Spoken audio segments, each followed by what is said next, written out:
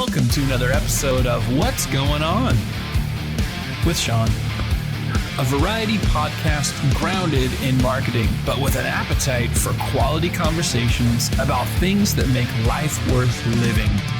Time is precious, so thanks for tuning in today as we find out what's going on with Jason Ezell. Ladies and gentlemen, you're in for a treat.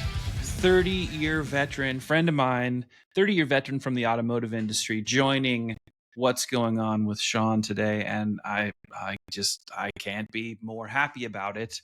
It's always great. And you guys are probably very familiar that all of these episodes end up being with people typically that I know. Every once in a while, there's somebody that I don't know that well, but I know Jason really well. We've known each other for a very long time because we come from those pioneer wagons of the automotive digital age where we were actually part of all of the pioneers before this whole internet thing came upon us. Yes. His journey is extraordinary, from dealership floors to shaping digital transformation, co-founders of a couple of companies that co-founder of a couple of companies that many of you that have been around the space at least for a handful of years will remember. That's right. Sales strategies in the Southeast, founding industry revolutionary companies like DealerSkins. You guys remember DealerSkins? And of course you remember Datium. Jason's been at the forefront of innovation for a long time. It's not new to him. He is very equipped for it. And he has been helping shape the way that dealerships connect with customers longer than a whole lot of people that are probably listening to this episode. So I'm really glad that you're taking time to watch and or listen. You will definitely pick up on Jason's passion for the industry and also his deep and broad experience. He's always had a relentless drive to innovate. Like I said, it's not new to him, and he definitely always has vision for the future. I was really excited to catch up with him ahead of this episode, and he's going to share insights from his journey. I think that many of you will actually be able to tap into some of those and you'll relate to them. And I think you'll also really appreciate the perspective that he gives as he continues building a legacy for future generations in the business. He's definitely one of my favorite people. And you've probably, if any of you know me that well, you've heard me use this expression before, where it's not just the car business, although very much the car business is a whole lot of coal and very few diamonds, making the diamonds very easy to spot. It won't take the full episode before you realize that Jason Ezell is very much one of those diamonds. Welcome to What's Going On with Shaun, Mr. Ezell. I'm humbled, honored. I am excited, nervous. This is the first time I've been nervous in a long time. So I don't know what it was. I was like, it's Shaun. Like I gotta do. I can't mess this one up. But man, that was. I would ask you to do my eulogy as well when I pass away. If you'll do that, that was fantastic. You want to meet that guy. I always tell that people, like most people get like, oh man, I wish you wouldn't do such a long intro. It's like, I like to do long intros. Maybe the audience doesn't like it. Maybe they want the quick intros, but I've known you a long time and you deserve all of that description and much more.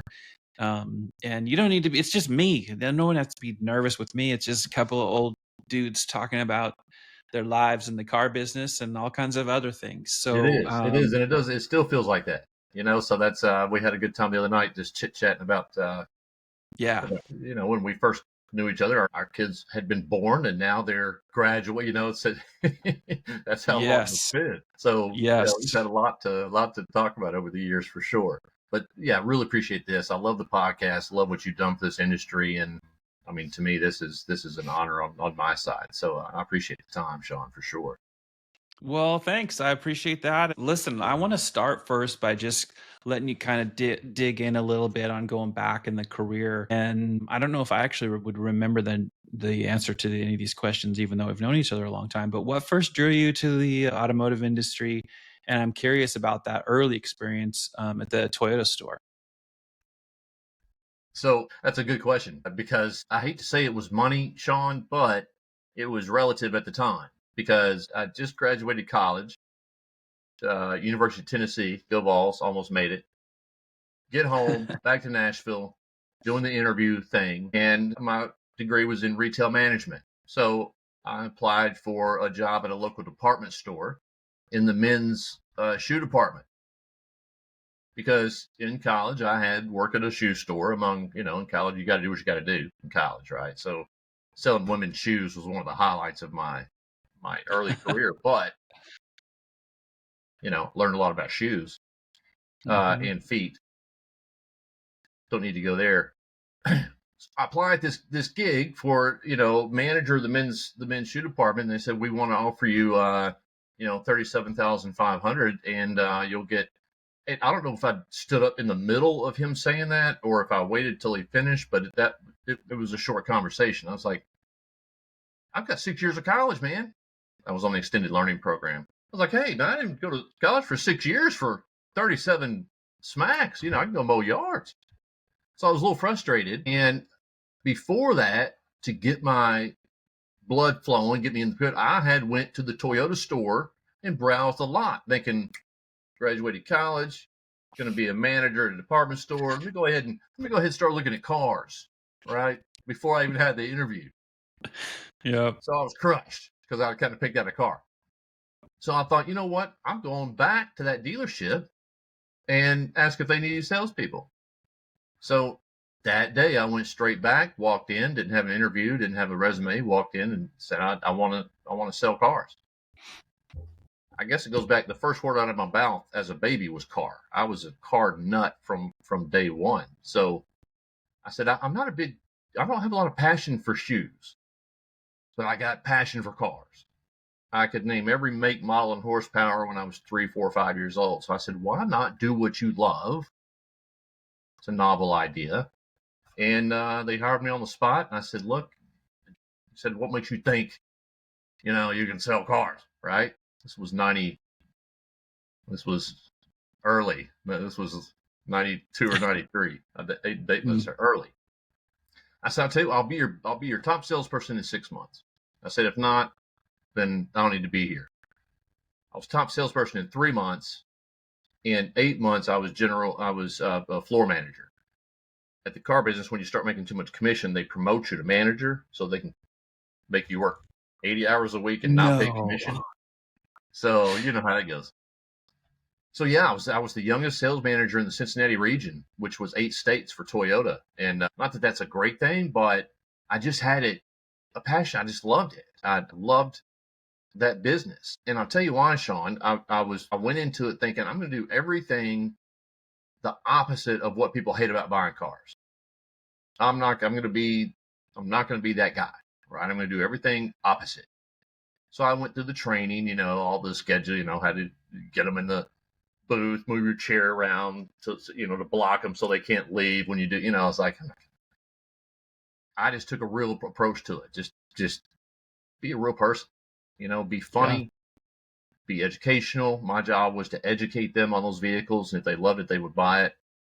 And it's what people wanted. It's what we all want, right? So it was success in spite of how they think you should sell cars. It's just, how would you want to be sold? How would you want it done? It's so simple, it seems like.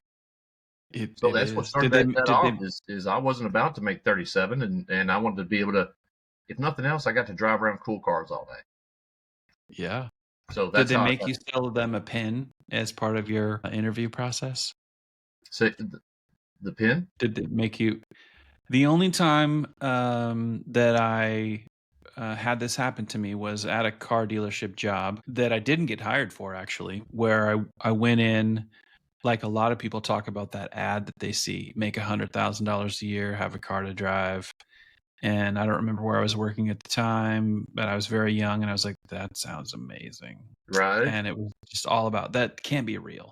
But I just thought I'm going to go through the process of like figuring out like what's the catch, and no appointment, or because they just said just come on in. Yeah. And like you're going to go talk to this person, and I remember that person I was sitting across the desk from, and there's a pen sitting on the desk, and he just said, "Sell me that pen," and I was like, classic reindeer games. And I don't remember what I said. I was young and stupid, and now I'm old and stupid, but so all I remember is the story, and I didn't get hired then. And then I didn't sell cars until after I'd been on the service provider side. You know that story. I was actually at the time I was at Reynolds, but early internet days. I just got tired of dealers saying, have you ever sold a car in your life? And I hadn't. And so then I found a Chevy dealership that I sold nights and weekends at for a couple of years. But you also, in those early years, you pioneered this kind of a sales program in the Southeast. And was that also at this Toyota store? I'd love to know a little bit about that. No. So right around 98 is when the internet came on, 98. And the dealership I was at, I believed they were the ones that, that we're not worried about this internet thing, right? We're not even going to build, we're not even going to have a website because you got to come here to buy a car. Mm-hmm. Can't buy a car, but someone you can't see, all that stuff, right? So I finally got hired on at Thoroughbred, and it was Porsche, Ferrari, Audi, Jaguar, Saab. It was where every salesperson in town wanted to work back in the day, before Nashville blew up and we have all that stuff now. But back in the day, Thoroughbred was the only place to get a Porsche, Jag, what have you. They only had 4 salespeople ever. So one died, which I'm sorry for. However, there was an empty desk. So I put my best suit on, went and applied, and I did get hired on at Thoroughbred. And I said, look, this internet thing is really happening. Like, we need to, what have you done about that? We've thought about it, this, that, and the other. I said, let me handle that. I said, I want to be that guy. Because at that time in Nashville, used car market for high-end used cars, there weren't a whole lot. It wasn't like today where Nashville's the 6th most visited city and the 3rd for bachelorette parties. We're real proud of that. But it just, you couldn't, those cars weren't cheap. Downtown has gotten out of control. But I was using Trader Online, which was the magazine that they had just put on the website, basically, just learn how. So Trader Online and Auto Connect were the only 2 automotive websites out there. I mean, amateur at best, I guess, right? They were really for dealers or for, they hadn't come any, there was a 1.0 version, right? But I was using those websites to find cars out of town to bring into Nashville to sell. Mainly Alan Jackson, the country music singer, great guy, wanted a canary yellow Porsche 911. Well, as well as I do, that's not an easy find. Used Auto Trader Online, found one in Florida, called the dealer, worked out a deal, got the car back to Nashville, and sold it to Alan Jackson. And my boss said, how did you do that? And I said, well, right here, I'm the geek, right? Magic. All of a sudden, like everyone else, you're the internet geek, right? So Shaun, he wanted the best website in town, hired an agency. $30,000 later, we have a beautiful website, 2-minute intro showing this, like no one's going to ever get to the cars.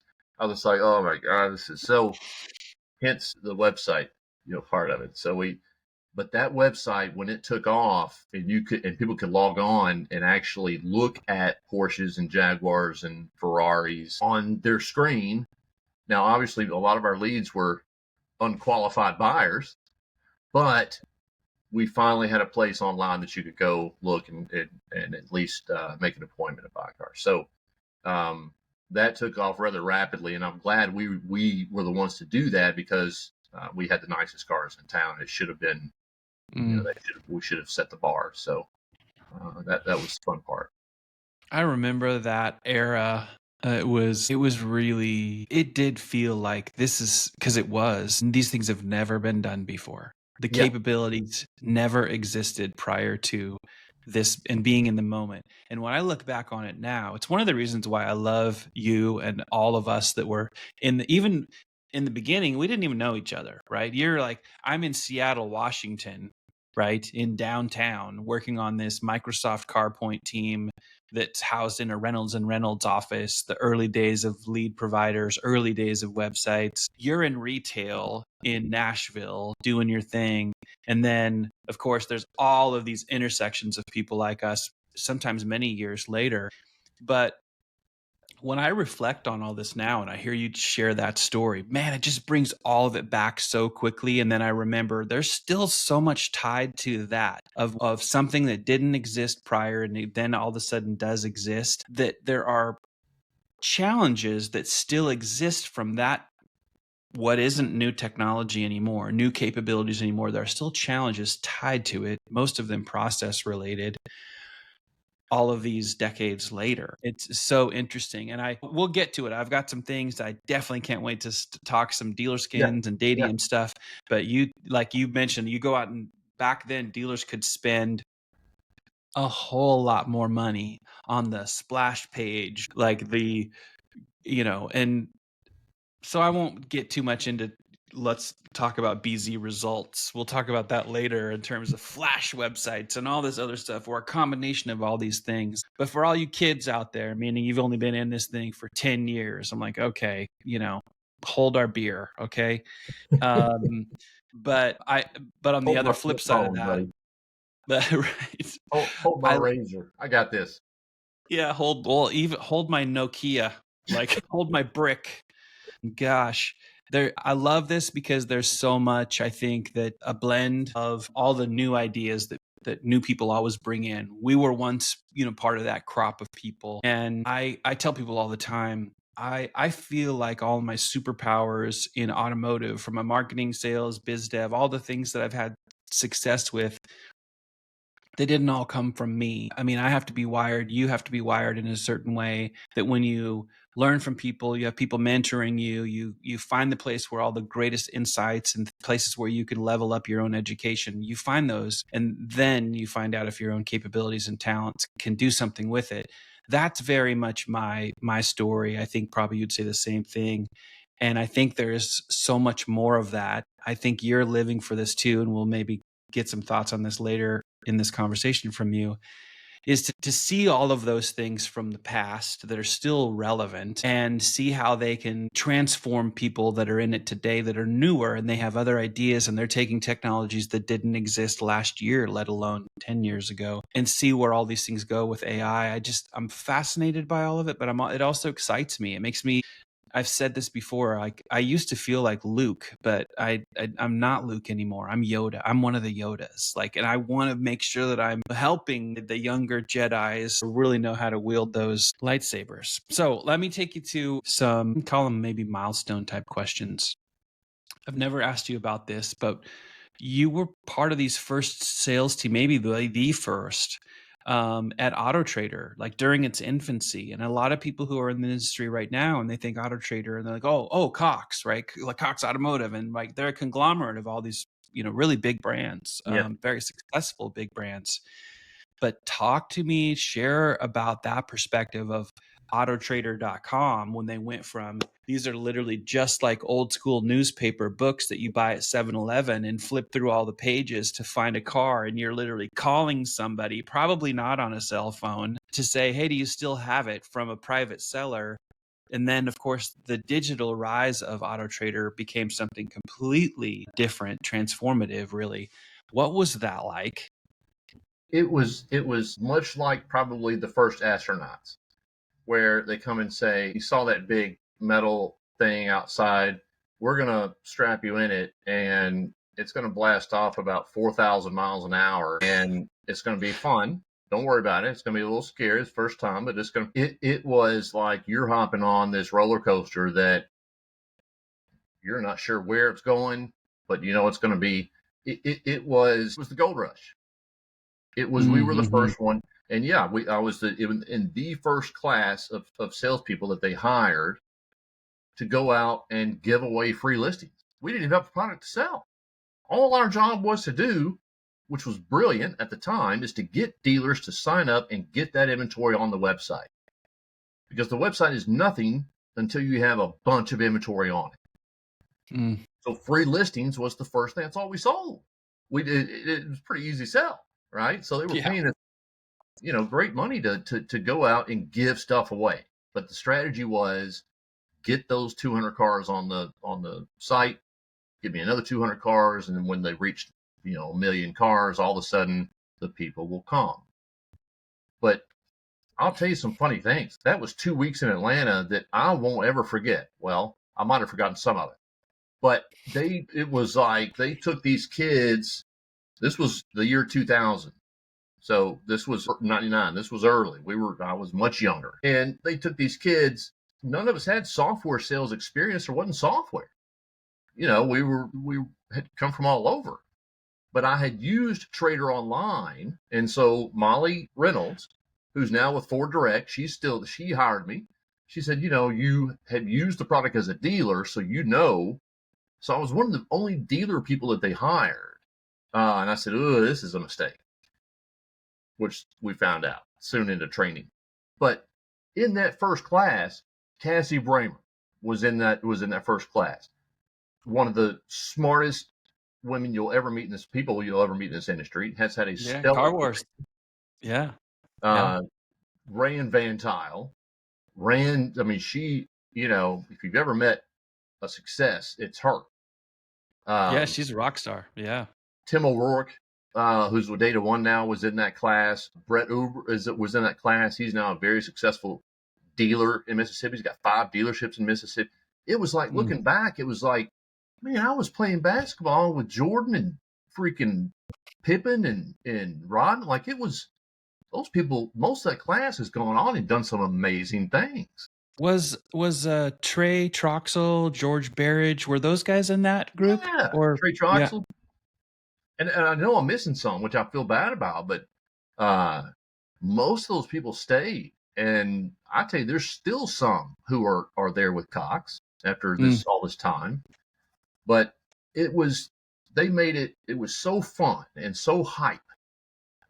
You were on the Kool-Aid, man. You couldn't help but get on the Kool-Aid, because they said, we're going to be the biggest and the best automotive marketplace on the web. And they did, right? And we got to be a part of that. But the cool thing was, Shaun, it's like we were talking about the other night, my training sessions were with Chip Perry, right? It wasn't with, Tom Thumb, who, just graduated, Arizona State and now wants to be I was trained by Chip Perry and Hal Green and, Steve Greenwood. I mean, it was like we learned from John Wayne and from the Lone Ranger. It's like we got that firsthand knowledge, man. Like we didn't know it at the time, but as time went on, we realized we were in a unique spot. That was the sounding gun went off, and boy, the party was on. Yeah. That's why I wanted to ask you about it, because it's like you're Rogue One, like you're like the first group at AutoTrader, and like the point you just made of like you're kind of, for lack of a better picture in my mind, just kind of sitting at the feet of a Chip Perry. Everybody at cars.com that were under Mitch's leadership in the beginning, like those experiences, and oftentimes the people that were selected to be part of those teams, like you just said, that most of them are still out there. Some of them are still within the Cox family, but they're out there massively successful in what they've done as part of these pioneering teams. There are a lot of people who are living the life off of the backs of what happened with all the people that really were on the bleeding edge, because they shed blood to pave the way, to literally lay the foundation of what everything's built on right now. And that doesn't make me like mad. I love the fact that I get to say that, well, I was in that mix, and there were a lot of people that it's so encouraging to hear that many of them, like most of them, didn't end up leaving the industry. They're all over it. And yet in most of them in positions that they're not out there, trying to compete for attention share, that's unfortunately a little bit of an epidemic problem in our industry, of people who want the limelight but literally have nothing of value to share with the industry. But that's an aside. I don't want to stop any thoughts that you might have also on this AutoTrader thing, but I want to ask you a little bit about DealerSkins. Yeah, well, the AutoTrader thing, I mean, it was you put all these young people in Atlanta for 2 weeks at the W Hotel, unlimited budget. I mean, you talk about launching a company. I mean, we didn't want to leave. But I tell you, there's some fun. We had some fun during those 2 weeks. The baseball playoffs were going on. and we got tickets to Atlanta Braves, who were actually in the playoffs. So we got to go. It took us in the bus. If you've ever been to the Brave Stadium, I highly recommend it. They've got the Budweiser patio up there that you get to sit. Shaun, after 3 hours, the game's over for 3 hours, and there's still 30 of us up there. And they come around and said, look, we really got to clean things up. We got to ask you to leave. And we're like, look, we're not causing, we're just here watching the game. They're like, the game's been over. Like, the players have left. Everyone's gone. Like, look at the stadium. Look around. And we were still just hanging, it was, and if you ever have a chance to have Tim O'Rourke on here, man, that guy's a character. He's a funny dude. But there are, that goes back to the days where thank goodness those camera phones weren't good quality, or most of us, or even you could do that. Yeah. Or you could just take pictures and they were half blurred, but that was just prior to super smartphones. So there's not a lot of documentation, but boy, did we have a good time.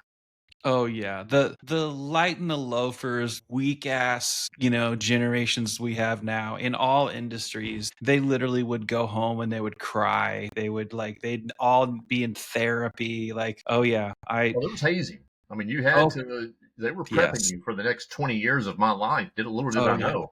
Yes, it was boot camp.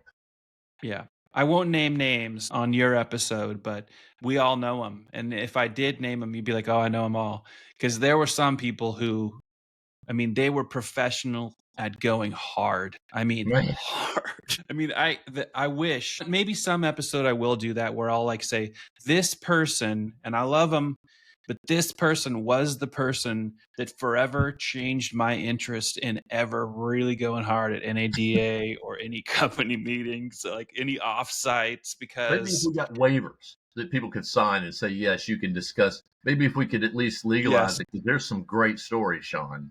If you haven't wheeled your boss home in a wheelchair that you stole from one hotel in Vegas, wheeled down the strip, stopped to have a nightcap along the way and a corn dog with your buddy passed out in the wheelchair.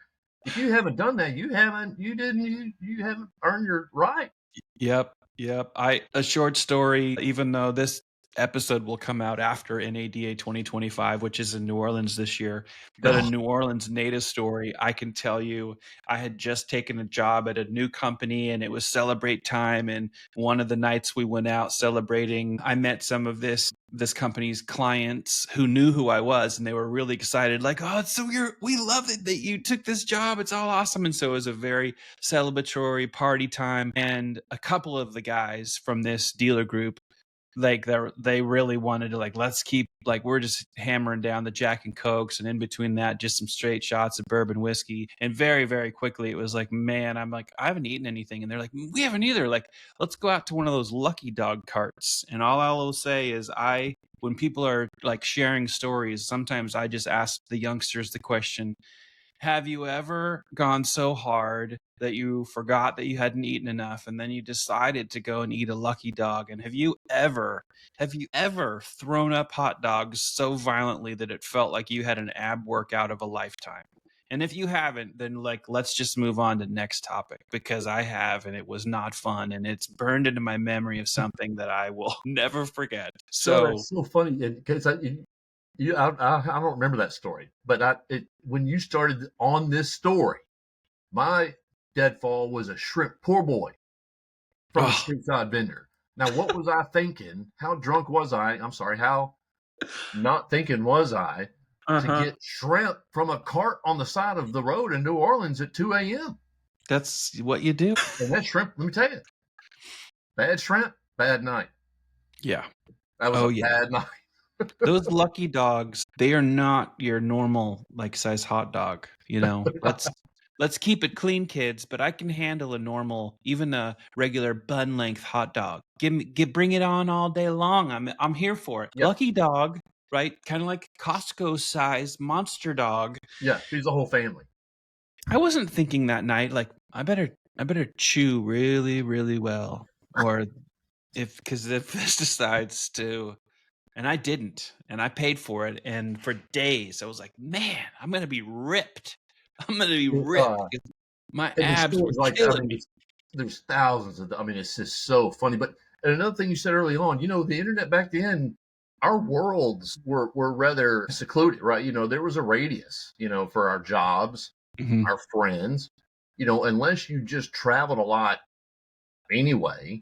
But you think Yeah. about the relationships and the communications, that started. You kind of led to it earlier. You were in Seattle, I'm in Nashville. Two cool, halfway smart dudes. We could share ideas, right? It opened up on, and with AutoTrader, we traveled. You had to travel, right? But I met people from all over the United States. I've never Yeah. met anyone from South Dakota, right? Got to, Yeah. and it was a family. Like, we took care of each other. We knew we were part of something big and something special, and we had our own calls amongst Yeah. ourselves without our boss on the call. We would make our own marketing material. There wasn't fancy. We'd make our own. This was Yeah. AutoTrader, bro. Yep. We had swag out the wazoo, but we didn't have any marketing material. But Mhm. it brought together, and it gave us an avenue to meet other people and exchange ideas, and have a really good time with cool people that Yeah. have lasted 30 years, right? Yeah. I mean, just when you think about that, it brings up memories of a digital dealer didn't exist yet. There No, was no, all the conferences there, Brian Pash wasn't even in the auto industry. Like no. Jared Hamilton had not started driving sales at that point. Like it was, what was it? AAISP, Automotive AAISP. Retailing on the Web, Yeah, Aero conference, I think yeah. was the first thing that before digital dealer. In fact, that a lot of the people was kind of carry over in that back to, some of the people that have been in it for the long period of time, like Sean V. Bradley, Ralph Paglia, there's a Don Crawford, all the guys that came over from half a car into that Reynolds acquisition of that website platform. There were so many of those people, like that would, like, if you and I were talking about that with these things with them, they'd be like, they'd have their own stories to tell. But there were all of these fragmented groups of people that were still building this foundation. And it wasn't until people started saying there should be probably some conferences here. NADA didn't dedicate anything to No, digital for quite some time. not for a while. And yeah, so very, very interesting. Well, so from the AutoTrader era, something had to light a fire of inspiration around, hey, we can build another website platform here, and one that's better. So you and I, not in a dog eat dog competitive nature, but we competed in the fact that I was at Reynolds and Reynolds, part of their website team and their lead provision teams when you co-founded DealerSkins. And there were a lot of things that I really liked about DealerSkins. One of which, though, was just that you didn't feel everything Reynolds and Reynolds always felt a little bit to me like, even going to corporate headquarters, even when they built the new one. This is way back for me, but it just still felt like a big library. It was Yeah. very, they wanted their reputation to be classy. It was meant to be, and it felt like they wanted that culture even in their acquisitions, like of Right. Automark websites and the half a Yeah. car stuff. And those businesses were renegades, right? They were, you're talking about like innovators, pioneers. And so trying to cram a Reynolds and Reynolds culture into that stuff, there was always a lot of friction Oh, in yeah. that. But you didn't have to deal with any of that type of legacy thing. It was like, hey, brand new, fresh idea. Tell me about that. What was the inspiration for it? What got you going on DealerSkins? Yeah. It's a cool story. But I can tell you, it brings back a lot of different emotions and feelings, because I'll tell you exactly what the genesis was very quickly. With AutoTrader, I was trying to sell internet leads to dealers who didn't even have email addresses yet, much less they had no websites. They Mhm. wanted us to fax them the leads. You remember the dealership? That fax machine was gold, dude. Like, Yeah. oh, we got a lead, we got a fax lead. So, and that's one thing that AutoTrader didn't even plan on in those early days, was the leads got emailed to you. Well, not if they don't have an email address. Like, we were before that. So they said, okay, well, can you fax it? So AutoTrader had to build an auto dialer that would fax those leads when they wanted to email them. So I was like, in Nashville, I'm not gonna say we're slow. It just takes a little longer for good ideas to get here, right? Yeah. So, I used to tease people. My ISP back then was overyonder.com, right? I mean, that's how backwards we were. And even the dealers for, let's say these dealers, so it is like this internet thing, it ain't gonna do, denial, dial up was our big problem, right? That was number one enemy, which I don't know, some of you younger guys, you used to have to dial through a phone cable to get to big deterrent. Yeah, there was So no such thing as high speed anything related to the internet in that era. no, Not even. no, and even dial up was rather unpredictable, right? So Yeah. but make it short, I was selling internet leads to dealers who didn't have email addresses. So one of my clients, Michael Wins, who's another icon in this industry, super smart veteran, he was an internet manager for a 5 rooftop group, had got with a local programmer, had built these wonderful, simple, clean 5 websites that had a splash page. This was 2000. Like this was first.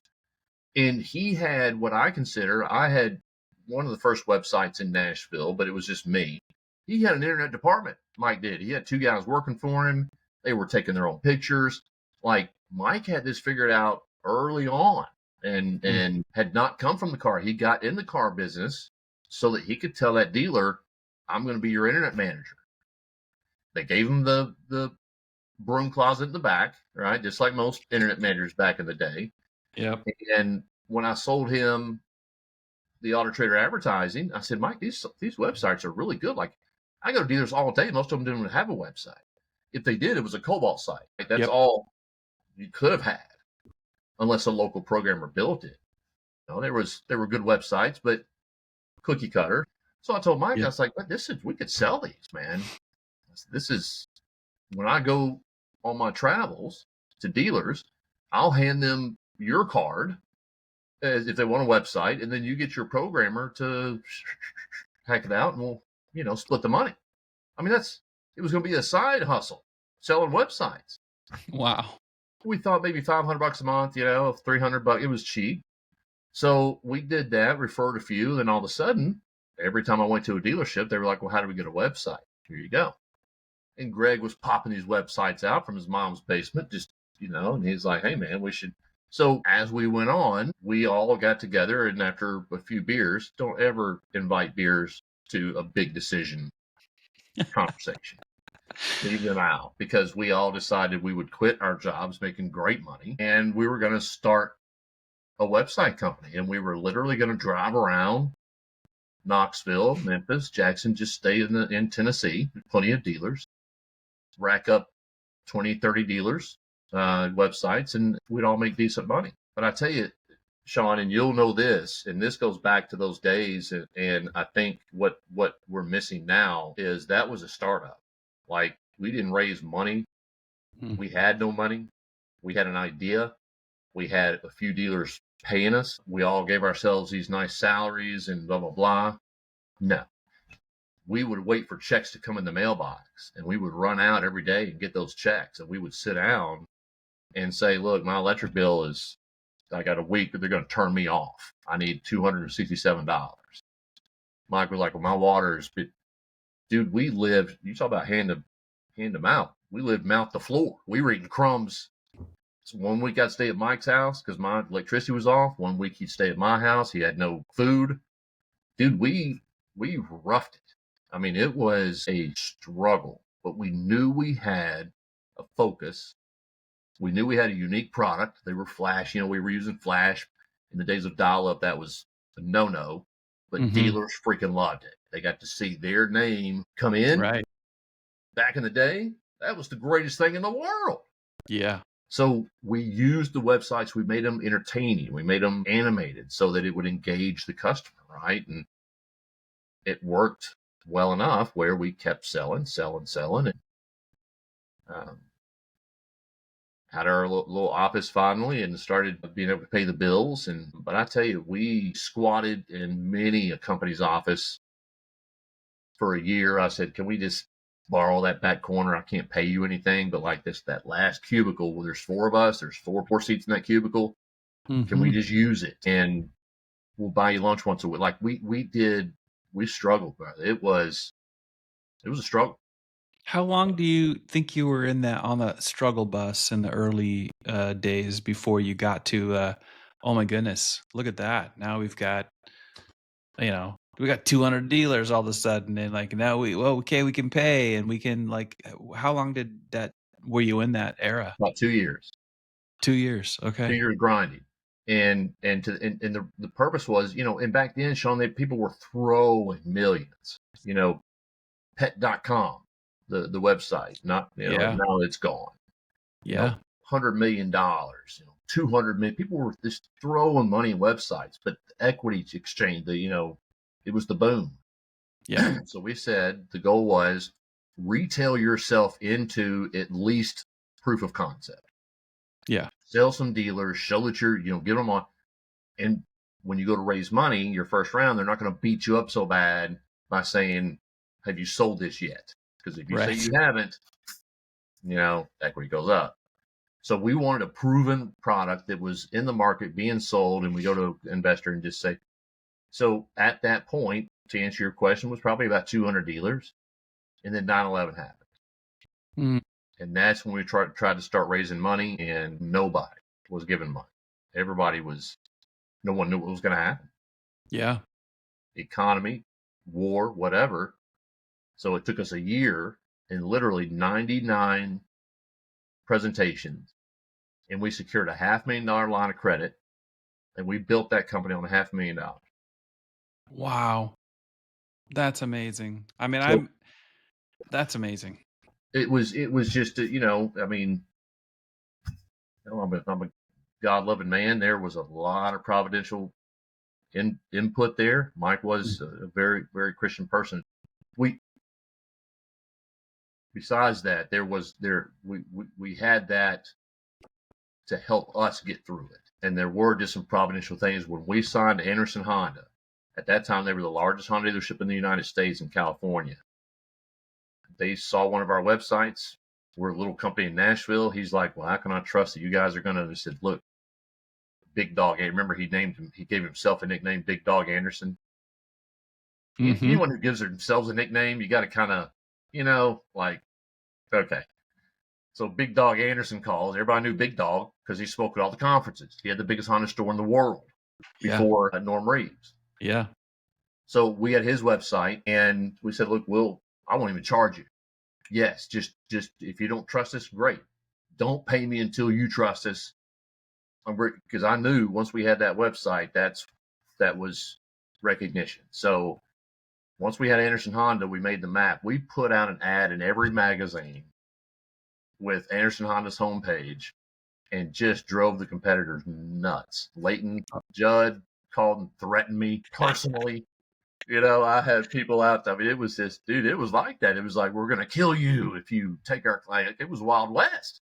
Oh, it was. It was so Wild West back then. All of the sales team from Cobalt. Well, Cobalt's sales team got decimated when Reynolds bought Automark because I was in the Microsoft CarPoint leads team that also ended up doing a deal with Cars Direct, that also did a deal with KBB Cars. They had a marketplace for that in the beginning. That all started in that office in Seattle, Washington, with Peter Wilson and Rob Taylor.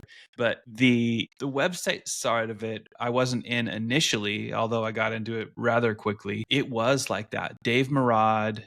I'm trying to remember all the sales guys that were at Cobalt. There was a handful of them. Jimmy Green, maybe. Anyway, all of their top salespeople end up coming over to that Reynolds Automark team, and the culture there was Wild West of like how they sold. It was. I mean, it was. I don't want to say think Wolf of Wall Street environment, but think Wolf of Wall Street kind of ish environment. And by the way, for all of you, light in the pants kind of people, no one was getting hurt. Like no one was like, it wasn't like crimes are being, but it was this Wild West mentality that you're right. It did carry over into how these competitive sales teams would. I literally can almost hear Leighton's voice calling you and saying, yeah, Leighton is not that same guy today, but I mean, and maybe that's in him a little bit. One of my best friends to this day.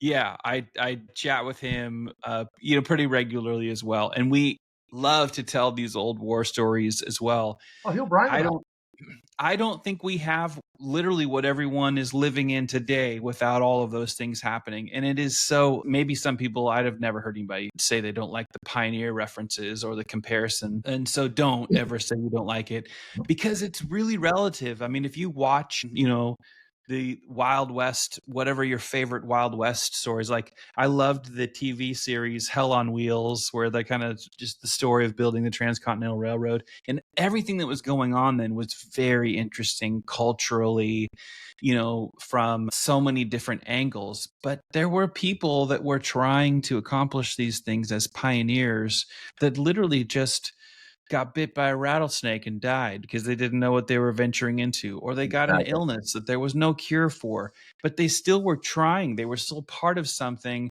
that ended up in, well, we tell a much different story today, but we couldn't tell it without all of the blood, sweat, and tears that goes on before us. And Yeah. that's what's so fun about talking about these things in an industry that is very resilient. Everyone loves to talk about how it doesn't matter what we're going through, doesn't matter what crisis, what economy. We've had bad economies no matter who the president is, Republican, Democrat, whatever you're like, if you love to stay in the political side of these things. We have gone through many things in this industry and recovered and bounced back. We've also can say that that's happened in the digital era of automotive, and we will, and we're kind of in those things right now. And there are people that are worried about certain things relative to, hey, what about EV credits and subsidies for the manufacturers, and how's that gonna, and I think all those things are important to think about and talk through and perspectives. My point is, this industry is very resilient, and it's very interesting when you go back and even talk about the non-digital era of how it started and how it was basically founded in the first place. It requires a whole lot of effort, smart people, courageous people, brave people to do things that get it to a point where you can build everything on top of this really, really solid foundation. And it's just fun hearing and talking through these stories with you, because you are literally part of those things. So 2 years of top ramen, if that's all you had, and then you get a breakthrough. And so what was that kind of like when you kind of you get a breakthrough, things are great, and then what was happening when you decided to move on from DealerSkins into, and was it DealerSkins into Datium? That's where I want to go next. Was it DealerSkins then Datium, or was there a point between DealerSkins before you decided to, I got another idea? Yep. It's a great question. And I tell my son now, who's 19, and he's desperately trying to figure out, like, today, what path he wants to be on, what he wants to do from now until, I said, bud, just get on a path, because that path's going to lead you to another path. That path's going to have a fork in it. There's lots of paths, right? So but back then things were happening, so quickly, and opportunities, just abounding at that point as internet grew. We the three of us, me and the two other execs, we grew the company, and I was the only salesperson. We did not hire a sales team. And again, we were shoestringing it. So I sold, I think, the first 1,100 websites, and at that point we were profitable, nicely profitable. We had our own office, very modest. The guy I hired for president was a penny pincher, so we didn't spend a lot of that $500,000. We chanced every chance. He was chintzy, but that's good, because we stretched that money out, and we lived on that line of credit until in 2005, Trader Ventures, ironically, by that time, AutoTrader had grown into Trader this, Trader that, this. So they had Trader Ventures, and they were out doing their acquisition thing in 2005, and they approached us. And, it was bittersweet, Shaun, and I think, having done these things, we had built that company in a culture that was so cool. Everyone loved coming to work, right? It was that internet movie that you see about flip flops and shorts and baseball hats. I mean, it was, hey, just come as you are, like, especially programmers. Like, hey, if you want to come in at noon and work till 8, like, we're cool with that. So whatever works for you. Like, it was just, it was a lifestyle. I mean, it really, you took on this persona as, I'm in the internet. right? And no one else was at that time. So it was, it was fun. But so we built this beautiful company. We had beautiful retention. We were running like 92% retention because we had such great customer support. One thing we knew we had to have. All that was very attractive. Short story. Trader Publishing made we talked to them and danced for a while. They made an unreasonable offer from their side. And back then we were young, dumb, and broke, right? And Mm-hmm. you have that kind of conversation all of a sudden. So we did sell that company to what at that point Trader Publishing, that then became Dominion. I stayed on as a consultant for 4 years, Shaun, and post acquisition, as you said, we're alluded to earlier. You're trying to now force a blue tie, a blue jacket, khaki culture into a long hair, flip flop, jogging short culture.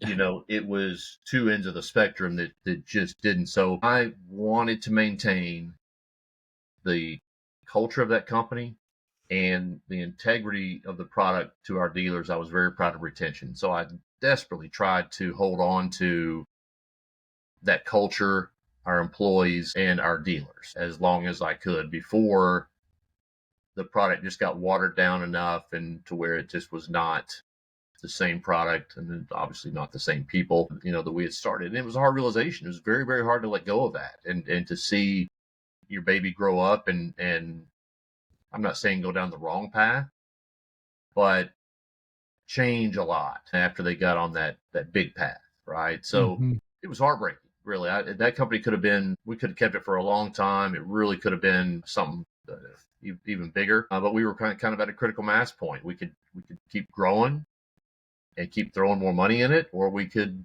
take use of their technology and their salespeople and everything, and we could take that opportunity. So we did. Was Dominion already in DMS business at that time? No, that came soon after. But they bought two website companies. XO was a little website company up in New England. They bought both website companies at the same time. But Shaun, what happened in that time, in that 4 years, what I kept playing with that's when I realized during that time, the websites, there was a lot of website companies. Remember digitally, there was always a new website company or two every year. Now there's not. I haven't seen a new website company pop up in probably 10 years, maybe less. Yeah. But there was always a new website company because there was always new technology and new ways of doing it and better ways of doing it. But what I kept seeing was, now that we have 2,000, 3,000, 4,000 dealers, the data that was coming off those websites was incredibly intriguing. We were using that data to educate our dealers. Hey, did you realize that your homepage, we're losing 52% of people from your homepage, your bounce rate's high, right? So we were using that data to consult the dealers. And I said, you know what, we can consult ourselves. Like, get rid of every website template we have that has a higher than 52% bounce rate. Just get rid of them. There's something wrong with them.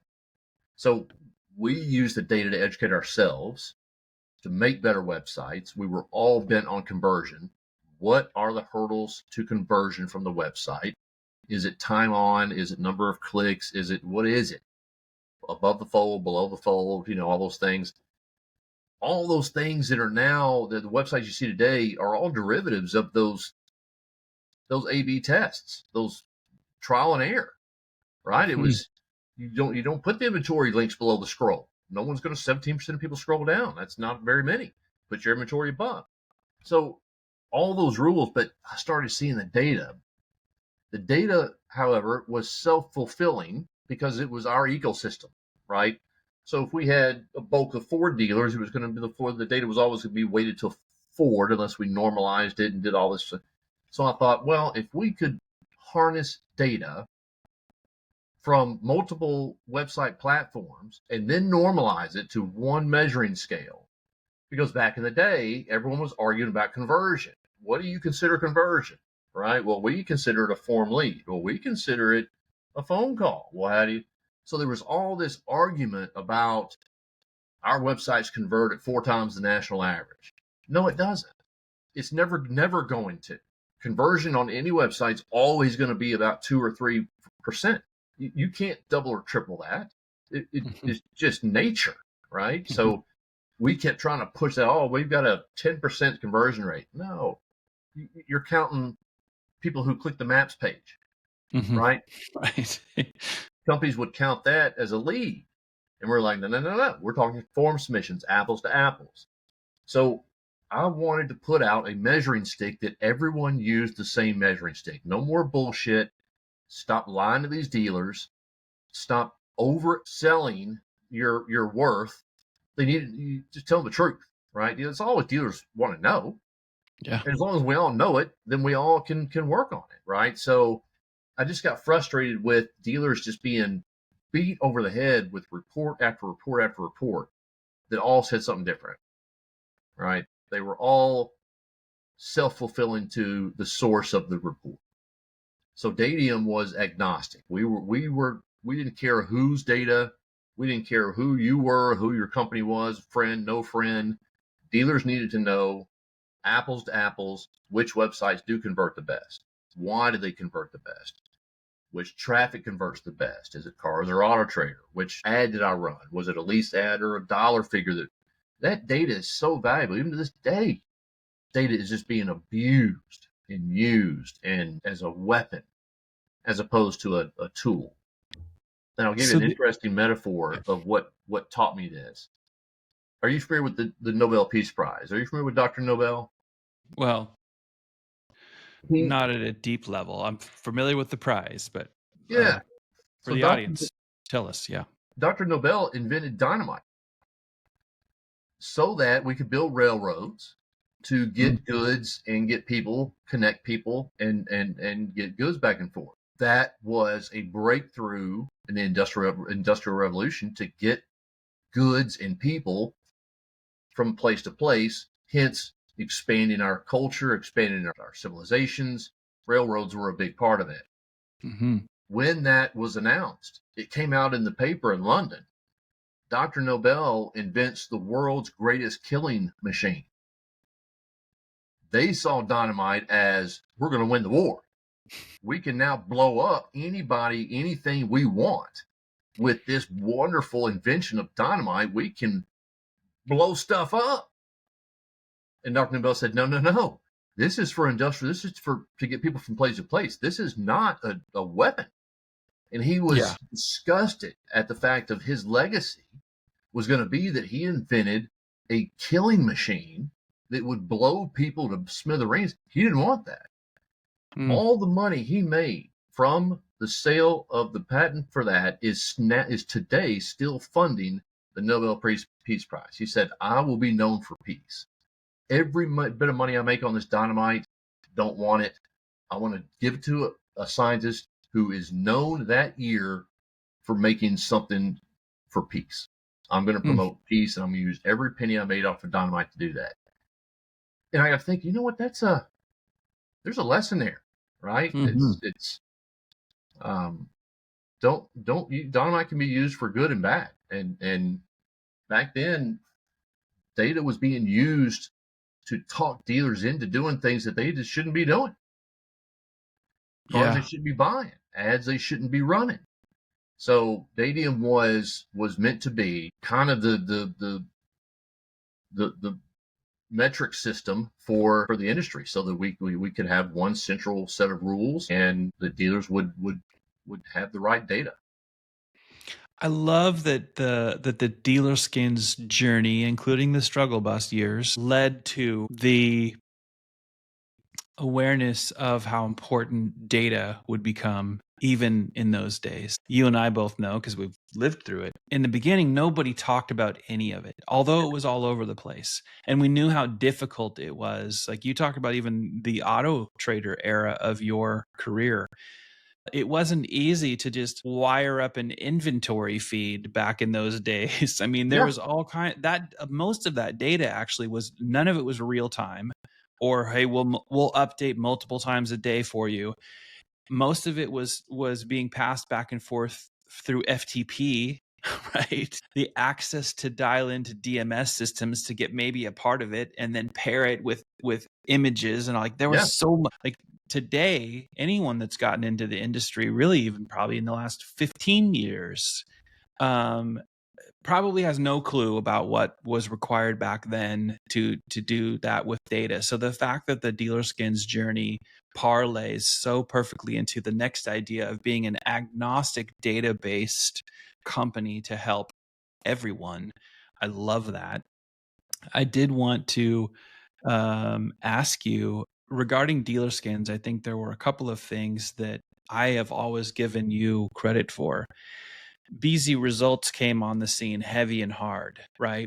And they had to, obviously, the folks that were behind BZ Results were the people that were behind Automark websites, but they had to stay out of the game for, I think it was a 5-year clause, if I remember correctly, before they could come back in. And when they came back in to do exactly what Reynolds didn't want them to do, which is compete on websites and all those, the hot commodities that were still young in the age, but they went full flash, full like 100% flash based websites.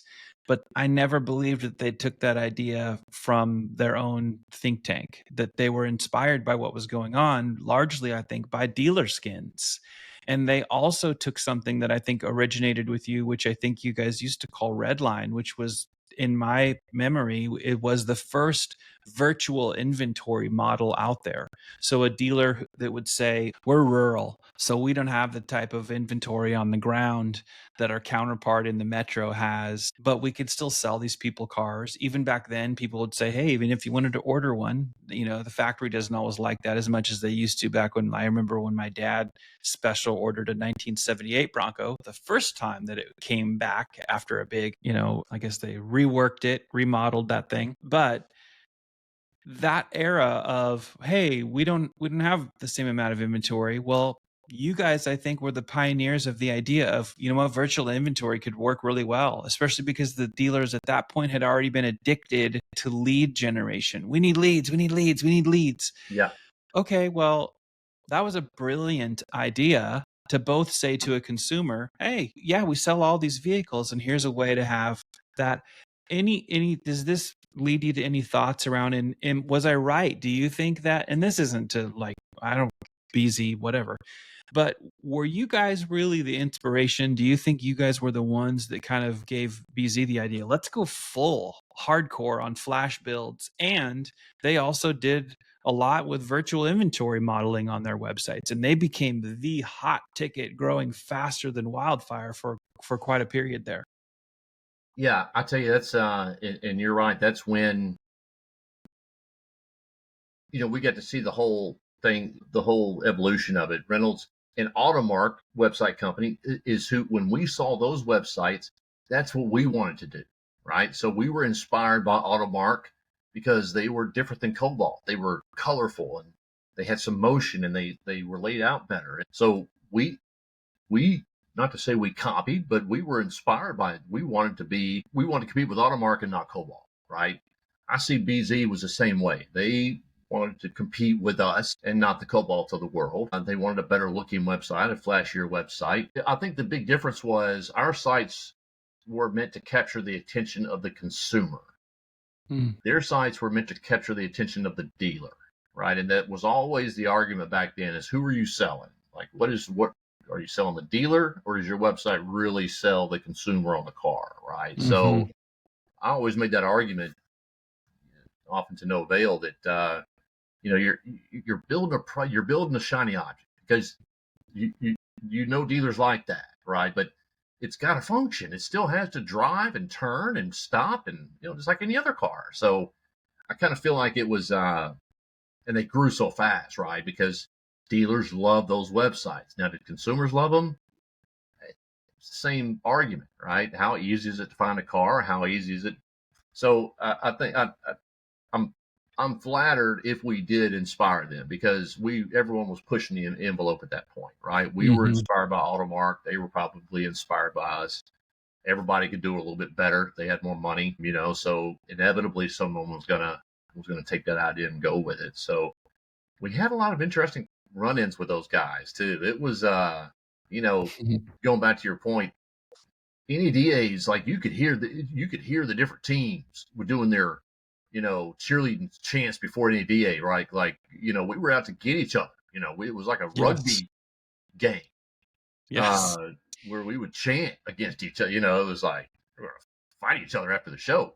But There it was are a few of those that went down, actually. There were a few fisticuffs. right. It was like, and it was all over. It was all Yeah. the business. It's like our team's better than yours, and Yeah. it got ugly sometimes. Imagine loving our websites for car dealers. Imagine loving your team and your company so much that it pours over into, hey, we're all at NADA and you might all be at the same somebody's corporate party. And then there's a and it's a FU. And it's like, oh yeah. Like next thing you know, there's a little bit of a dust up.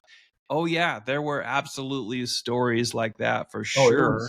It was. You had to go to different locker rooms. You had to go on different doors if you're going out in Vegas at night. I mean, it was, it was. So we'd see them out, and they'd see us out, and everybody would have their shots. But I'm flattered if they wanted to outdo us. They had mentioned several times that was their goal, that they would rather see us gone than in the business. They were very honest, which I can appreciate. But the configurators, which you're referring to, and that was the really cool back in the day. Say that, and we're going to say that a lot.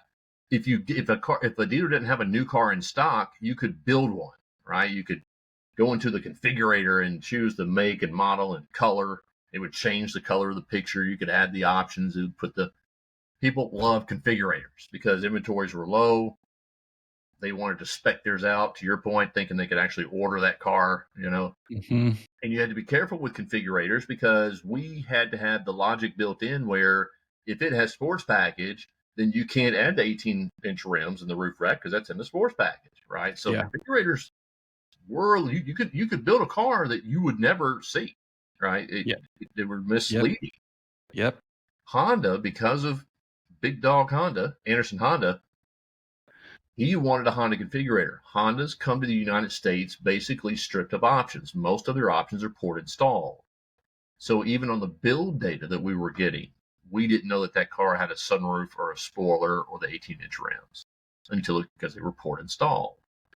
We got the data after they reached the United States and had those options installed, and we built our own Honda configurator. So for a while there, we had the first and only build your Honda configurator that was actually used on Honda.com, which was pretty cool because it was a big deal to be able to spec out a car that was actually buyable, like that you could actually go out and get.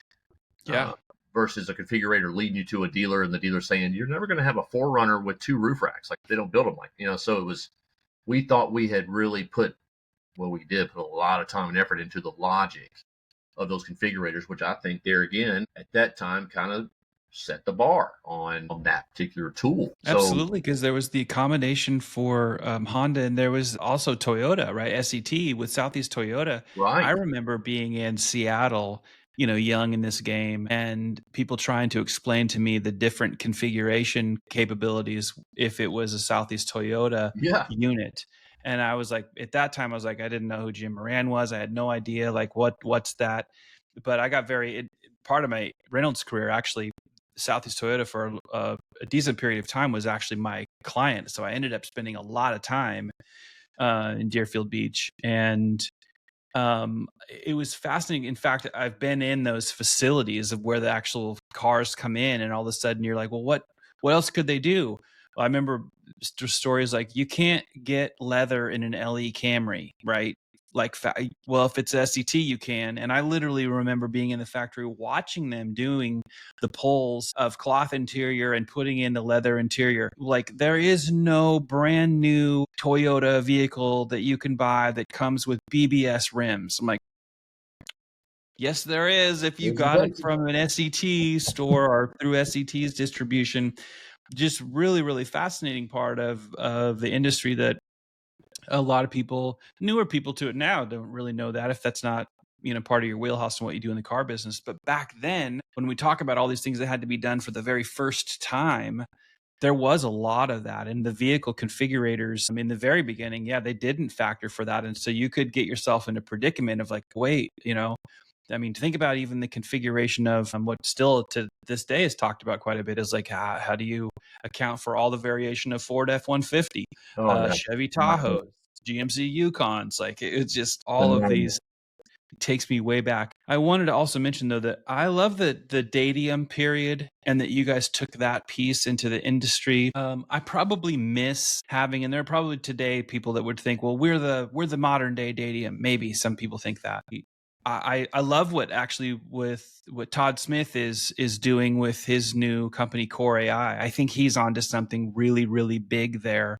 Yes. Of like free your data. I saw his post recently, maybe it was today, of what they are capable of doing, getting all of this stuff out of silos and into one place, and then really great insights. But when you guys were in that, I don't you think that there's still a bunch of those points that are still relevant today? Things that like years past when you would say, well, hey, only 30% of your vehicles that are on your website actually have images. Like, what's up with that? And then the correlations that you could draw from the absence of photo means that, well, the chances that no one's even going to click on that video, let alone submit a lead on it, or you get a phone call on it, go completely into the tank. Those points of data were always really, really important, but there was a long period of time when you had no visibility to any of it. You guys get into that visibility and part of it. Do you still see today, or I guess my question would be, from a co-founder of Datium and knowing how important that was, and today, what are your thoughts on data today? Is it still like, oh my goodness, it's still and then some, or what are your general thoughts there? Are we still nowhere near where we need to be to help dealers actually utilize the tons of data that they have that they should be making decisions with? It's an awesome question, Shaun, and it's a sore spot and I'll tell you why. What we accomplished with Datium was we wanted to bring big data down to the dealer level, to the street level, right? The data was coming down as far as the vendor level, and then the vendors would manipulate that data into a weapon to use against the dealer. So my thought was, there's only one group of people in this industry who need to benefit from that data, and it's the dealer. They're so far removed from getting data from outside their four walls, because the guy down the street is not going to share his sales data. The guy across the street is not going to sell his sales data, share it. So there had to be a way to use cross-platform data to give dealers an analysis that they've never had before, because they get data from this vendor, they get report from this vendor, and not that it's those vendors' fault, but their data is a self-fulfilling prophecy. It's your data is going to tell you what your environment tells you. If I look out my window and tell you the data of my day, that's not your day. That's the data from my window, right? And I can only see out this one window. But I think we've reverted. That company was also purchased by IHS, who also purchased Polk Data. And I'm saddened to this day that we did not accomplish what we were so close to accomplishing. And that is a standardized data system in this industry, which everyone had to adhere to, at least by some standard, so that dealers couldn't get lied to with data, especially back in those days when conversion rates. A dealer shouldn't pay $3,000 to switch websites because you talked him into your website converting at 4 times the national average. How's that? How did you do that? Right? Explain to me how you did it. Yeah. And you couldn't. Right. So to me, that's the biggest failure of my career, is not letting that go further, because the data was so vague. I could tell dealers in their used car inventory, based on the massive amounts of data that we had by having all these people working together to share data, not people's personal data, it's crowd data, crowdsourcing. But to be able to tell a dealer in your market with 82% confidence, here's the used cars that are going to be selling in your market in the next 60 days because of lead data and traffic data today. That data, because vehicle acquisition is still one of the biggest problems for dealers. Used car, getting good quality pre-owned cars, because you have the Carvana's scarfing them up. You have, everybody wants the quality used cars. Where are you going to get them? So that data, to know what cars to even go after that are going to sell quickly, that one piece of data can save billions of dollars in this industry, from wholesale losses to fees buying the wrong car in the first place. It was so valuable. My goal with Datium was I could drop the mic after that and say, we changed the industry. We brought truth and justice to the industry through the use of normalized, formalized data, Mm-hmm. and not figures that are being thrown around like darts, right? It's dangerous to do. So I feel bad that it didn't go further, but I can tell you also, it almost killed me. And this goes back to kind of the pioneer days. And we were the first ones that were really doing that. Now, you know as well as I do, we've been collecting data on people on the internet since day one. Yep.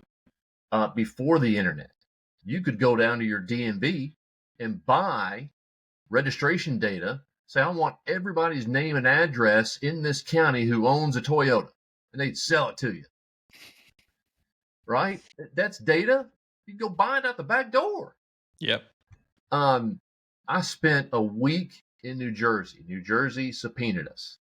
They sent a lawsuit saying, we will not let you do business in New Jersey because we protect our citizens. It's New Jersey talking. You've been in New Jersey? You've been there. Enough times that I don't. I'll just say, yeah, I've been there. Oh, it was hilarious. Oh, we love it. We protect our citizens. We're not going to let you collect data from anyone in our state because we don't want their name and address being published.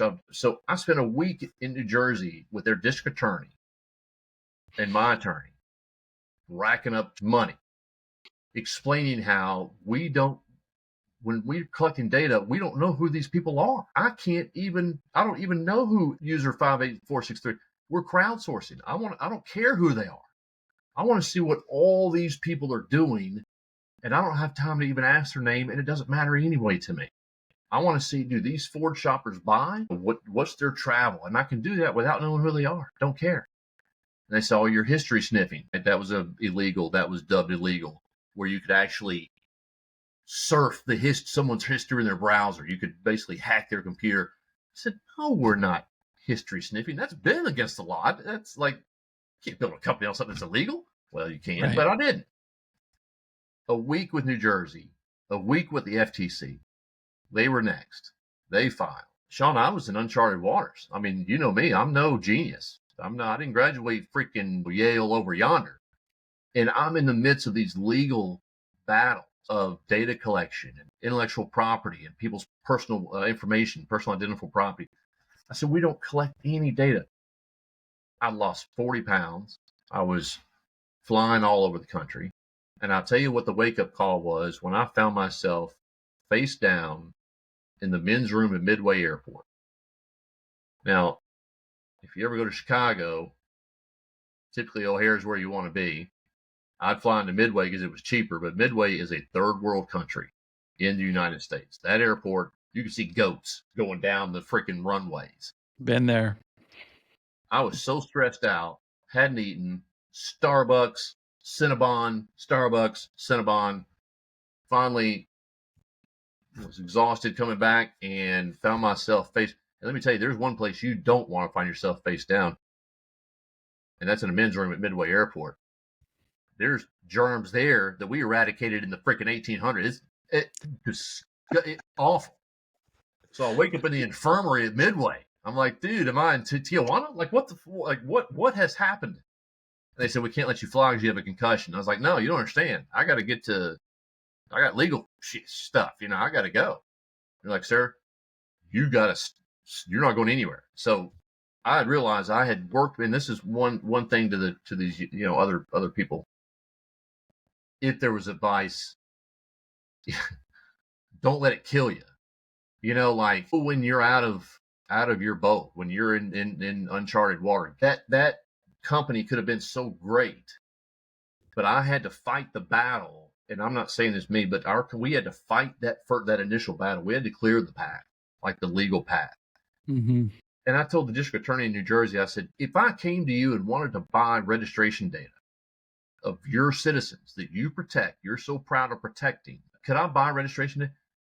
New Jersey sells more registration data than any state in the country. I knew that going into this question. You can buy whatever you want. And they're like, well, we don't sell. I said, sir, you sell registration data of your people. They don't know it. Nowhere on your website does it say, when you register your car, we will sell your data to any Tom, Dick, and Harry that comes by and asks for it. Nowhere does it give that disclaimer. And you're asking me if I give a disclaimer that we're collecting data? You've been selling registration data for 30 years. Experian, everybody sells data. I'm not selling data. So it was, I apologize for getting upset, but it about killed me. Because that argument was so already settled. You're selling data, right? I'm not even doing what you're doing in the back of this same office. So we had to get with Datium. It got to the point where, yes, we were doing the right thing. A lot of companies didn't want us anywhere in that industry. People don't want you turning the light on in the basement, right? And that's what for me, that's what I loved about Datium. That's what I loved about you being there and you guys doing that. It was, I mean, you guys, and we don't need to go deep into this, but I mean, there are in every industry, there's at least one, but usually more than one, organization that gives out an annual award for some achievement. And most of them are, and how do I be delicate with this so people don't get mad at me? Most of them are more valuable. If your company is awarded one, most of them, the biggest value is really that it becomes something that you can use in your marketing, tactics, and, check out all the awards we've won. You guys, at least at the time, I felt were maybe the only one. And at the time you weren't even, it wasn't just you guys. There were a couple of things that you could win as a service provider or a vendor in the automotive industry, that you sell services to dealers, different categories. But I love the fact that you guys, it was like, it's the data. In a lot of other cases, when companies are winning awards, it has little and sometimes nothing to do with data. And I know because some of them have told me they don't like it when I say some of the things I'm about to say. But right now, when you have people going to NADA and they're talking about their new job role and how now at their new job role, what they do, whatever it is, right? They sell cookies to car dealers, and now their cookies, this is the best cookie that's ever been made on planet Earth. And that is not true. They believe that they sell the best cookies to dealers on planet Earth because that's where they fucking work now. That's the uniform they put on. That's the jersey of the new team they play for. Okay, I get it. And I try to tell people all the time, I've been that person before, right? Yeah. I take a job I was one of Reach Local's biggest adversaries and critics in the automotive industry. And the two guys that started their automotive division knew enough that they came and saw me speak one day. And then instead of deciding like, well, we want to fight with this guy, they wanted to befriend me. They wanted to learn from me. And that's how they won me over, to get the opportunity to show me what they really did at the time. And anyone who was wanting to demonize them, once I knew enough, I would take offense to it because I'm like, oh no, you don't understand what they have built. Right. And you don't understand, oh, by the way, because dealer.com was able to live under the guise of, we've got our own paid search that we're selling long before Total Control Dominator, stupid freaking name. But long before they built that, they learned how to build that or make a different mechanism, which essentially was a trap to kind of trick dealers into just dial up the number of leads you want, and then there's how much you need to pay us. That's cute. That easy. But when I got to Reach Local, even on their advisory board, before I took a full-time position with them, I knew the truth about what they were capable of. I also knew that the biggest check being written for lots of paid search was done by a company called dealer.com, right? There was a website back in the day you could go to. It was like ddc.sem.com or something like it. And all these years later, like, I'm not trying to throw shade on dealer.com. It's just all the things that people didn't know. And I took a job there thinking, okay, this is really great. But I actually knew the data behind it when I got really excited. There were other things that made it difficult in the years that I was there. My point, going back to awards and what you guys did with Datium, is during your run, when you guys started to recognize companies for achievements, I loved the fact that it was all based on data, right?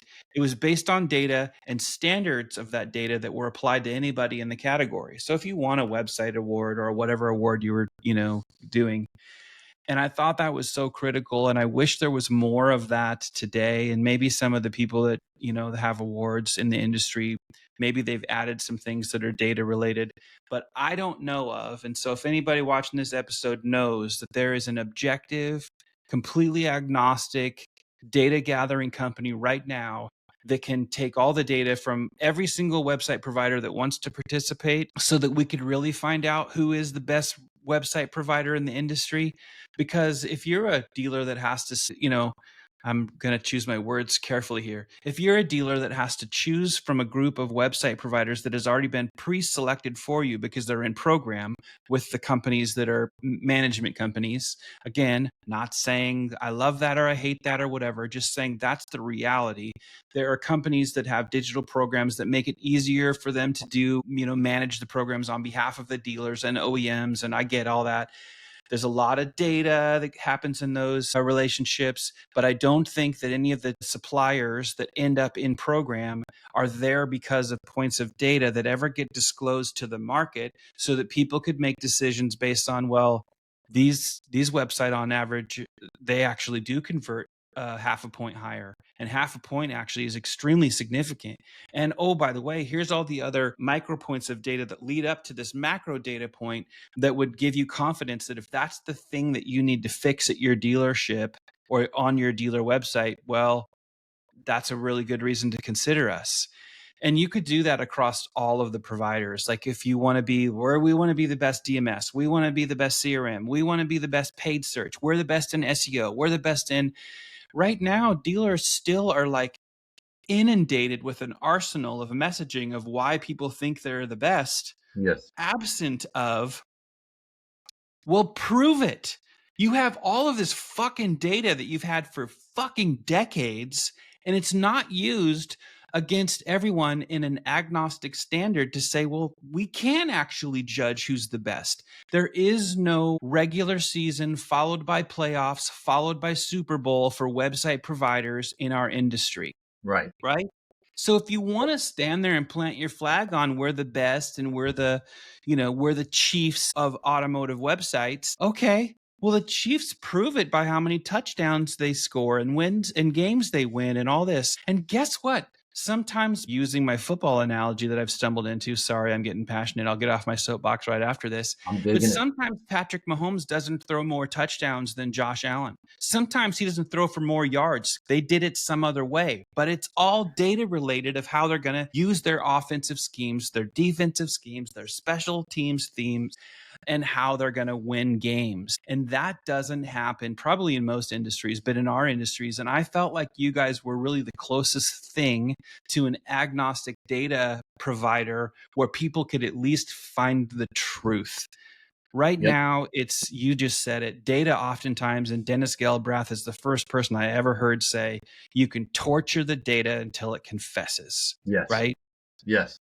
That's still the truth today. And dealers often are the ones that get the short end of the stick on all of this. Like, do you think the day comes when we're like, we can finally like, okay, now we really can let the dealer's very own data coupled with the provider's data actually get to the point where, gosh, we should have released this so that these dealers could be living their best lives and running the most profitable businesses that they've ever run. Are we ever going to get there? Because we could be so much better than we are now, and yet we're not. Yeah. And that's where we were going to, yes, we can get there if someone is willing to pick up that ball and continue on with it. Because here's the thing, Shaun, there were a lot more people that didn't want us in the industry than did. That was the problem. Mm-hmm. And that's a shame, right? It was much harder for some companies with us being around than it was before we came around. If they say we're going to raise your leads 248%, who's going to call them wrong? Let me tell you, nothing happens 248%. I don't. It just doesn't happen, right? And lead conversions especially. So there wasn't enough rally cry from people who had who had a voice to allow us to keep doing what we were doing. And here's the funny thing.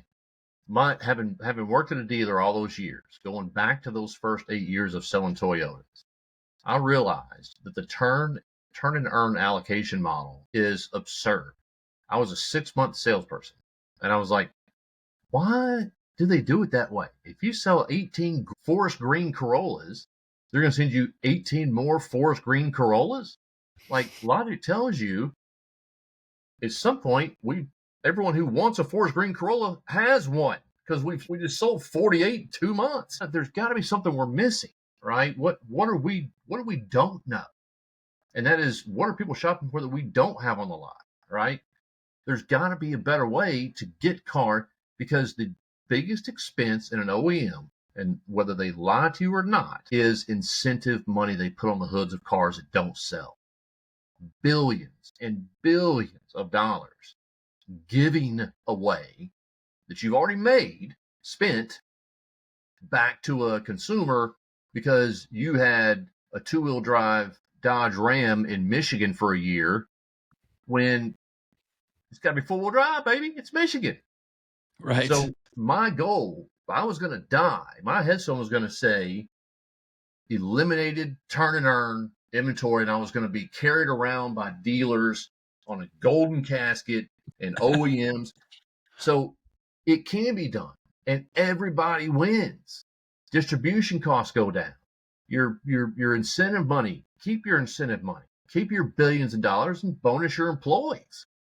It's just, it seemed so obvious, Shaun, when you go to an OEM, and you're like, don't you get it? Like, that was the punchline. Like, I just gave you the punchline. Do you get it? And they're like, so yeah, no. So we just stopped doing turn and earn. Yeah. The disconnect is amazing. And so I tried, 1 man, 2 men trying to change the world. It's a hard task. Jesus did, Mm-hmm. but that's a hard gig. Imagine all of the program management companies, if that was the model from the beginning, is like, we need to have the very best elite providers based on data points, how much pain and suffering they would have saved their own dealers, or from the OEM perspective, when they're like, and we did a whole podcast on all of that and probably get myself how painful that process is. I mean, that's freaking open heart surgery, right? Going through those Instead of the real methodology of typically the way that companies get into program, and I would just say this for vendors too that might be listening to this. It's like, even though this isn't the way you're going to necessarily get in, if you're going to have to, the success of what your dreams of your company are going to, like, we won't be able to ever see our dream come true unless we get in some of these programs, or all of the programs. And you and I have been through that, right? We've been at a company at the same time that was chasing hard and did a really good job in getting on all of those programs. Yep. Reality, though, is for a company that's trying to think about how are you going to navigate all that right now, you should still be laser focused on providing the very best, like being best in class, like number one. If you can be number one, if you can be vanilla, right? Say what you want about vanilla. If you can be vanilla, you're going to win, right? Because there's still more people slinging out scoops of vanilla than there are of Rocky Road.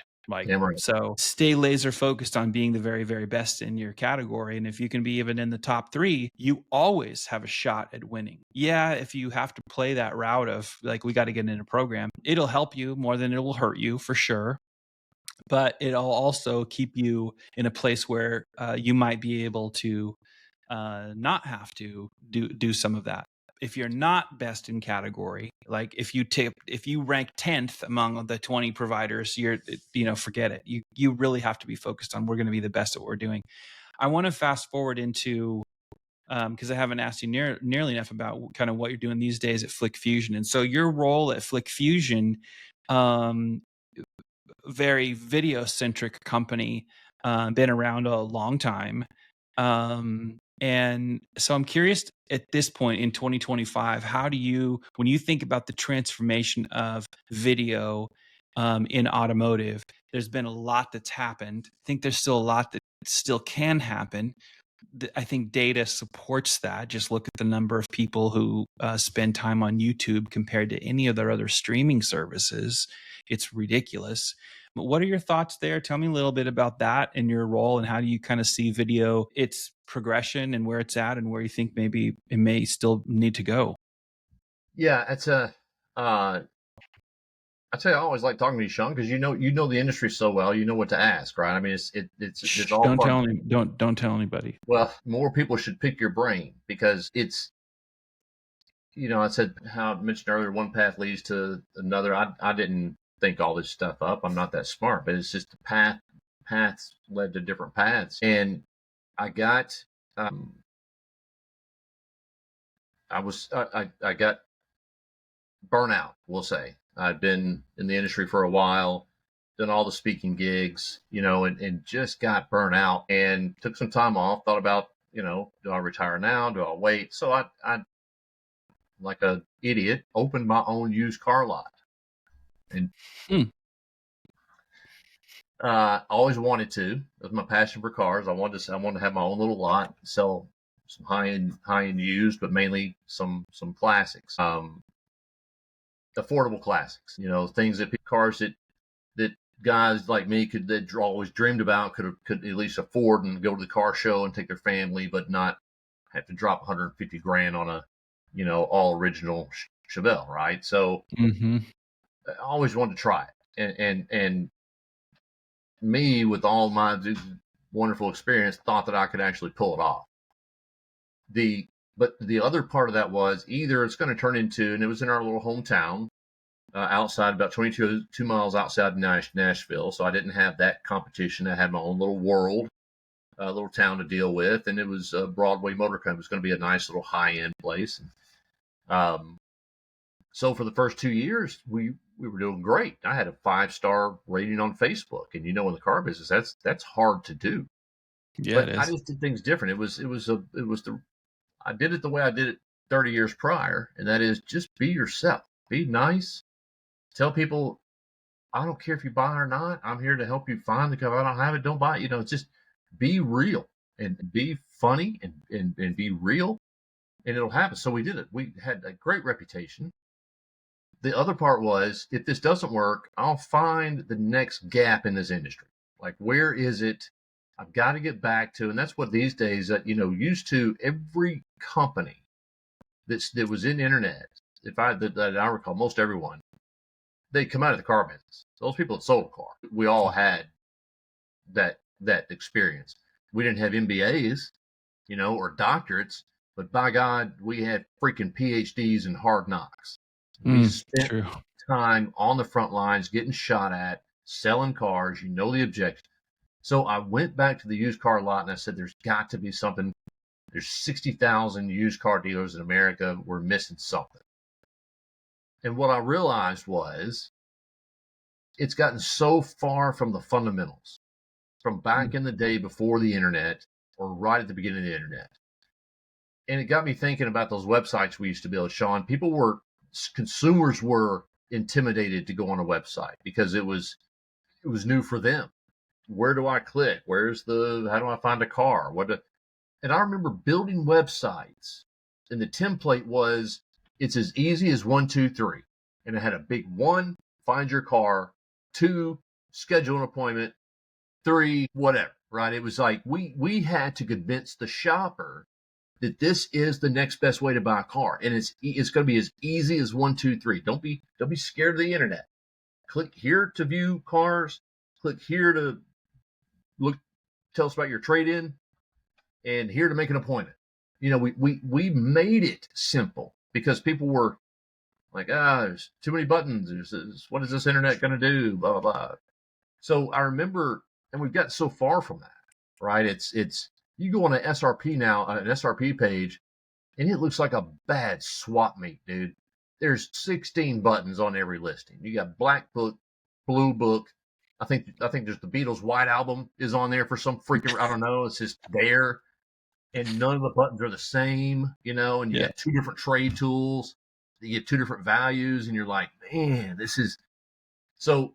to your point, when I was at the head dealership, the one thing that set me apart from everyone else in that little town was the videos I took of my cars. That was the only way I was going to compete or outcompete. I had a small lot. I was kind of on the edge of town. No one really went that way unless they were going to, Kentucky. So it was, I had to get people to my part of town, and it was the videos. I made awesome. I used the Flick Fusion product because it was integrated with DealerTrack at my little used car lot. And it was so easy to use. It was integrated. All I had to do was just pull the car up, take pictures, take my own video. And I was narrating, right? And I was making it funny. Like, oh, here's one you'd be proud to call your mother-in-law's. This one here is a low mileage, just, little fun little things in there. And then I always had a little catchphrase. So I was kind of famous in that little tiny town. People were like, oh, I've seen your videos on Facebook. And it's like, great. So that, I realized it's not anything new. There's no, it's using the old stuff. It's going back to good pictures of cars, good merchandising, good salesmanship, and good closing ability. I mean, it still requires a good salesperson and a good marketer to make a deal happen, right? So I think we've gotten so far from companies who are being run by people who never sold a car because you just don't get it. Yeah, a lot of those. Yeah, and I remember even DealerSkins, when you got hired, you spent a week at Beeman Automotive here in town. You spent 1 week, 9 to 5, and it's going to make you appreciate every other job you ever have, and B, it's going to make you understand your job a lot better. These guys work hard. So I see that's why I went, and here's the funny thing. Tim James has been running Flick Fusion for years. Timmy he and I competed on websites back in the day. He was selling a competitor's website. He saw ours. He was bad mouthing me out, and it was like that cartoon that the sheepdog and the coyote, right? Ralph and Sam, yeah. Yeah. He's all day he's trying to get one of those sheep, and the sheepdogs, and then they go, there's a time clock on the tree. Remember, they both clock out. Yeah. Put all around each other and go have a beer. Right. And that's what we used to do. We used to just beat each other up all day. And then Timmy was one of those guys that even though he was a competitor, he was a genuine dude. He was honest, and fun, and trustworthy, and we respected each other. Mm-hmm. And we'd go have a beer and talk about family. Like we were still real people. Yeah. So when I left that little deal, I said, Timmy, I don't know if you have room. I said, but I realize now how important your product is. And I apologize. I'm in the industry, and it took me this long to realize that's the one thing that kept me going in that little dealership. COVID is what shut me down. I couldn't make it, wasn't big enough to make it through COVID. After the shutdowns, there wasn't a human on that lot for months, and I just kept seeing my life savings just tumble. But I did, what came out of that was two things. I went and worked with Car Wars, which was the original, which is today's Who's Calling, right? Same software. Yeah. Because I realized if I had someone to answer that phone and answer it good enough to get someone to come in, and if I could merchandise, so that phone skills and merchandising skills were the two things I found that were the most important. Go figure. The two things that dealers have known for years. Interesting. It's just vendors have overcomplicated all of that. So to your point, I went to Timmy and said, I realize now how important video is for everything. Testimonials after the fact, introducing me as the local dealer, and I'm not your typical local dealer, and here's why. That's why people came to me, because of that video. I come from corporate world, right? But I hate going to buy cars, and that's why I opened Broadway Motors. So it was my way to get in. I dominated this little town. Even in the manufacturer dealers were like, what is this freaking guy doing? He's got like 25 cars down there. You would think he was a, big dog Anderson. But I love that. I just realized we're so far from. We have complicated it for dealers, and now it's our job to clean it up for dealers, in my opinion. Get back to the fundamental, the cornerstones. I love that you were a customer of. I didn't put that 2 and 2 together. that you were a customer of Flick Fusion before you went to work for them. Yeah. That is, you know, people talk about, you know, testimonials and customer stories and, you know, it's like I used to love to watch the VH1 behind the music or whatever, like the backstory of all these, you know, because I've been a Yeah. music guy forever. That's what you just shared is kind of a little piece of that, like behind the music, if you will. And I think it's powerful because you were somebody who realized how valuable it was in what you were doing, even in the heyday of that business before COVID comes along and kind of kills the dream. But Yeah. the fact that it was also with somebody that you knew, and then now you end up in that role, I think that's just awesome. I love that. The next couple of things I was going to ask you, you kind of shared in that answer. So I'm going to move ahead just a little bit and just, you know, maybe some more of your personal thoughts around things. Like, I know that the car business means a lot to you personally. And I know that as we've even been talking about this, like you and I have a lot of, I think, similar things that stoke the passion, the appreciation, the respect for the industry, everything we've learned, how we've parlayed that into other things that we've done inside the career and inside the industry. But you and I are both also in a stage in career where we probably are thinking about like the legacy that you're thinking, like, what do you, when you're leaving behind these future generations of people that are some who are in it right now, some who still won't be in it. But do you think about that much? If you do, like, what would you think, like, you kind of want to leave behind, like, what do you want the industry to be thinking about you when you're not in it anymore? Yeah. That's a tough question, Shaun. I know, sorry.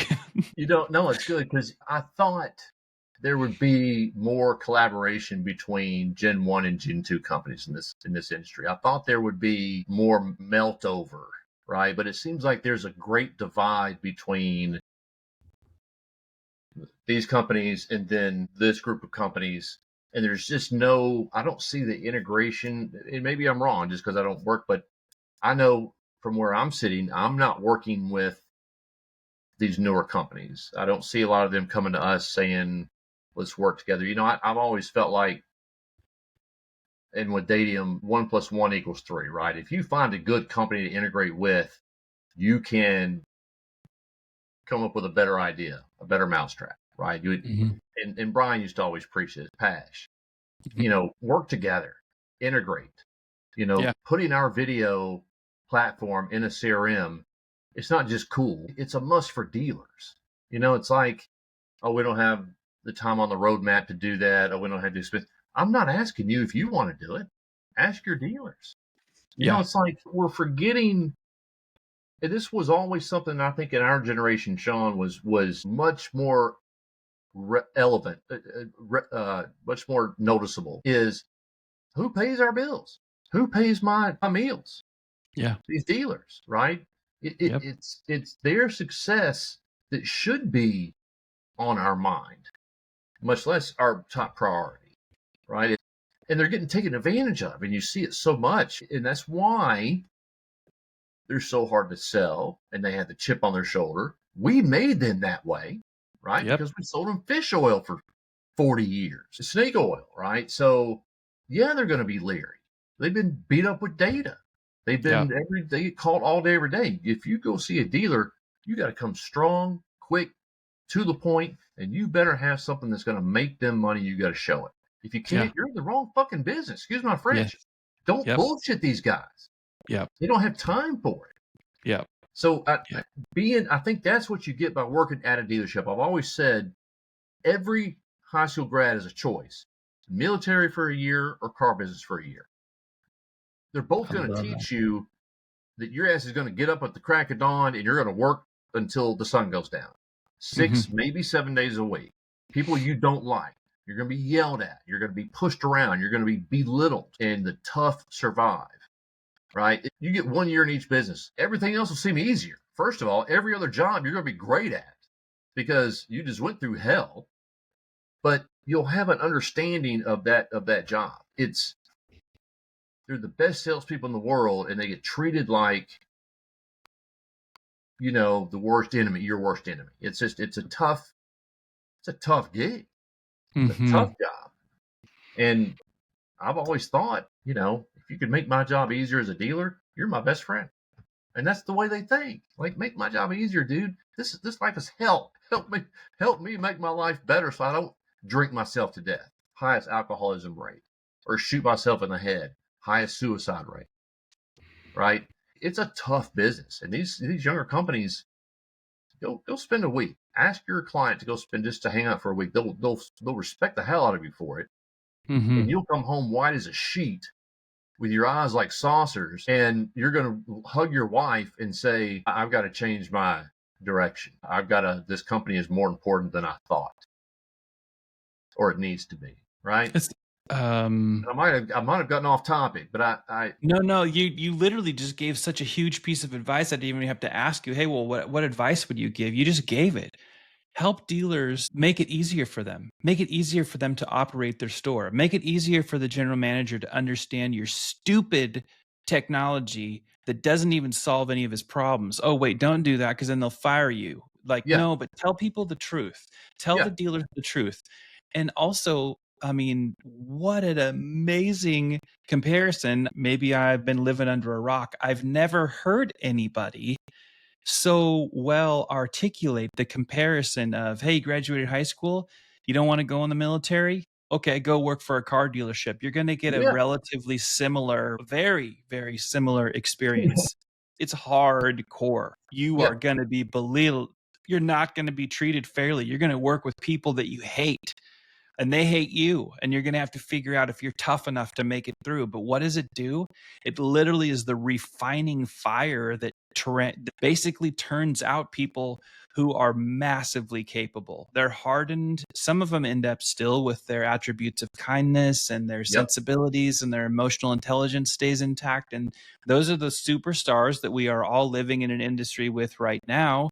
And those are the ones that will be in the future, but especially these older generations. And you know what, Jason, even for you and I, the generations that came before us that also were in the car business, the guys that were selling cars in the 60s and the 70s and the 80s, I mean, let's get them in the Hall of Fame. Let's make a bust of those guys to be like superstars.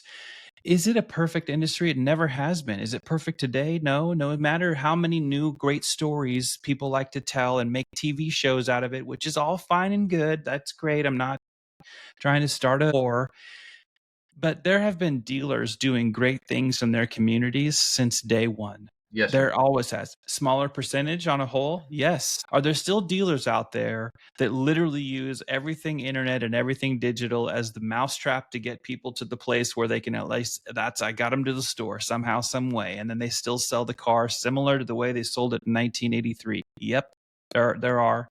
Is it okay that all of that exists? Yes. At the end of the day, what you're telling people is you need to be trying to make that job easier for that general manager, for that GSM, for the salesperson on the floor.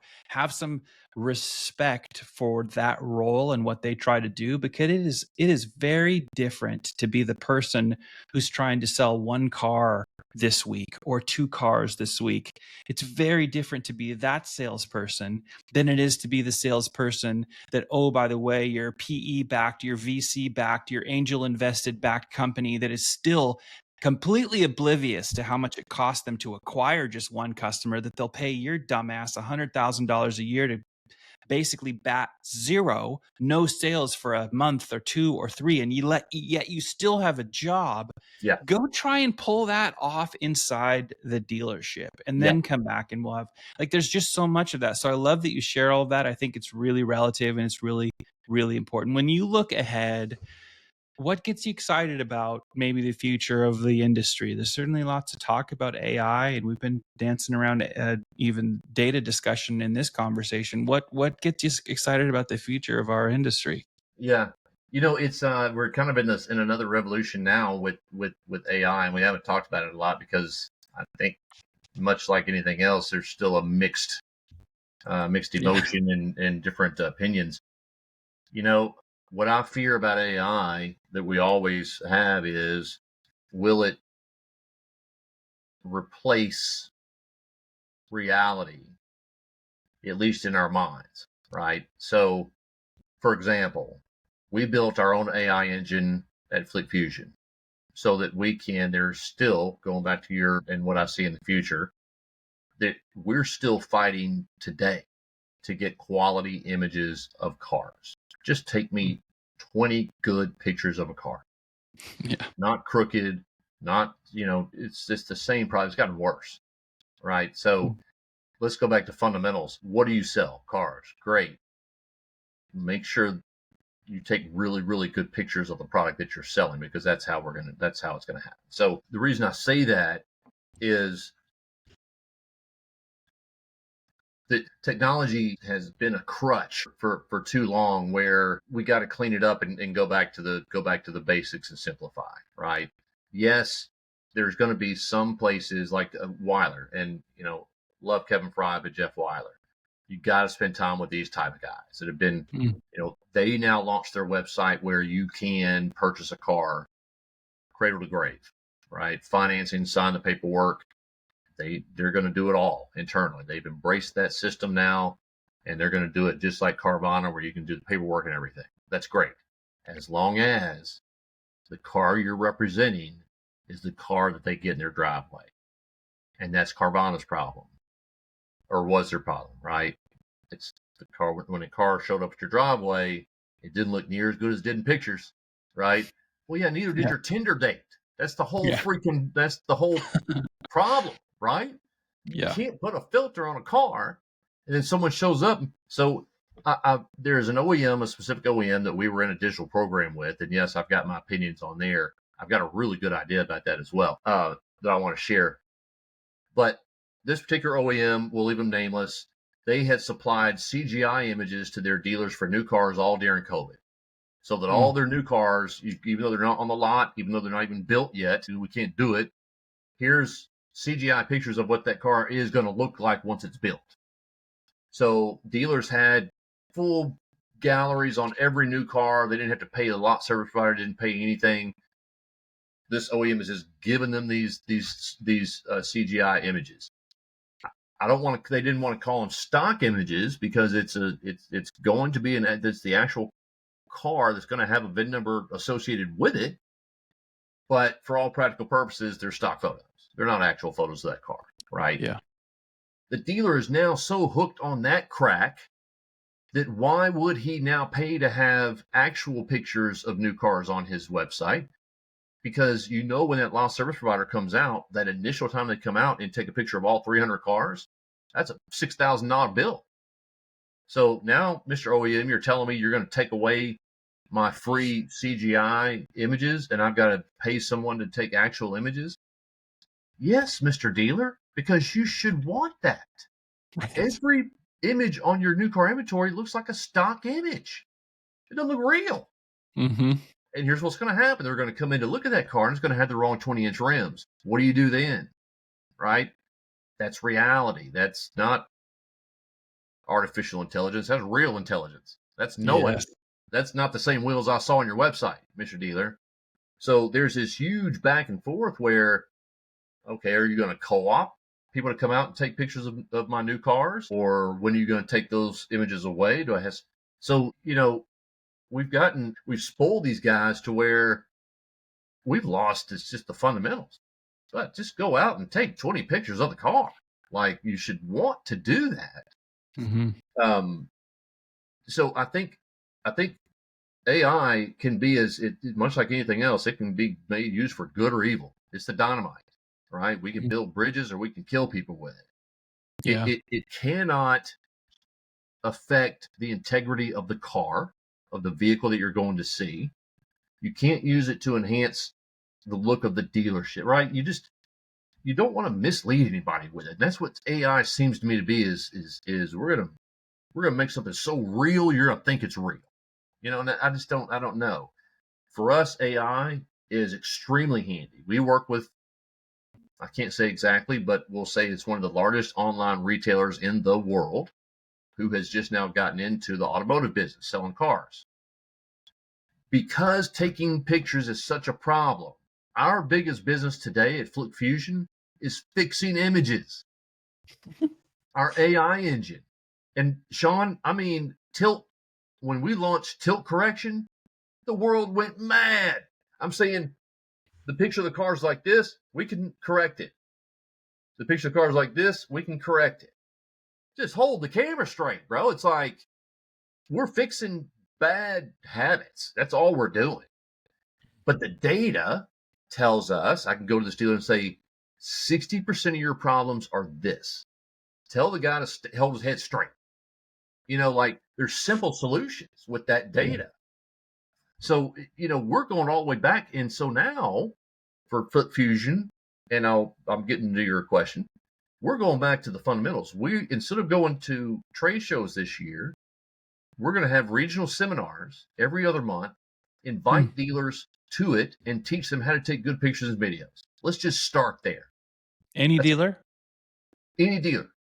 Client, no client. We've been doing this since 2007. We should be the experts. We are. We should be the educators, right? Every company, you can take pictures, but there's the same rules apply whichever product you use. It doesn't matter. It's fundamental. Don't get too close. Don't get too far. Don't chop the bumpers off, and don't make it seem like it's 18 miles away. But they're just not. So we're going to do seminars in different cities, invite all dealers and lot service providers and say, here's a good trick on how to take a close-up. Here's a good trick on how to take a testimonial video, right? They want to be behind you about a foot so that there's just little tricks. So we're going back to fundamentals, going back to basics. Let's start with good images. There's no reason we should be making the money we're making on fixing images, taking away the glare, straightening it, cropping it, centering it. Center the car in the picture.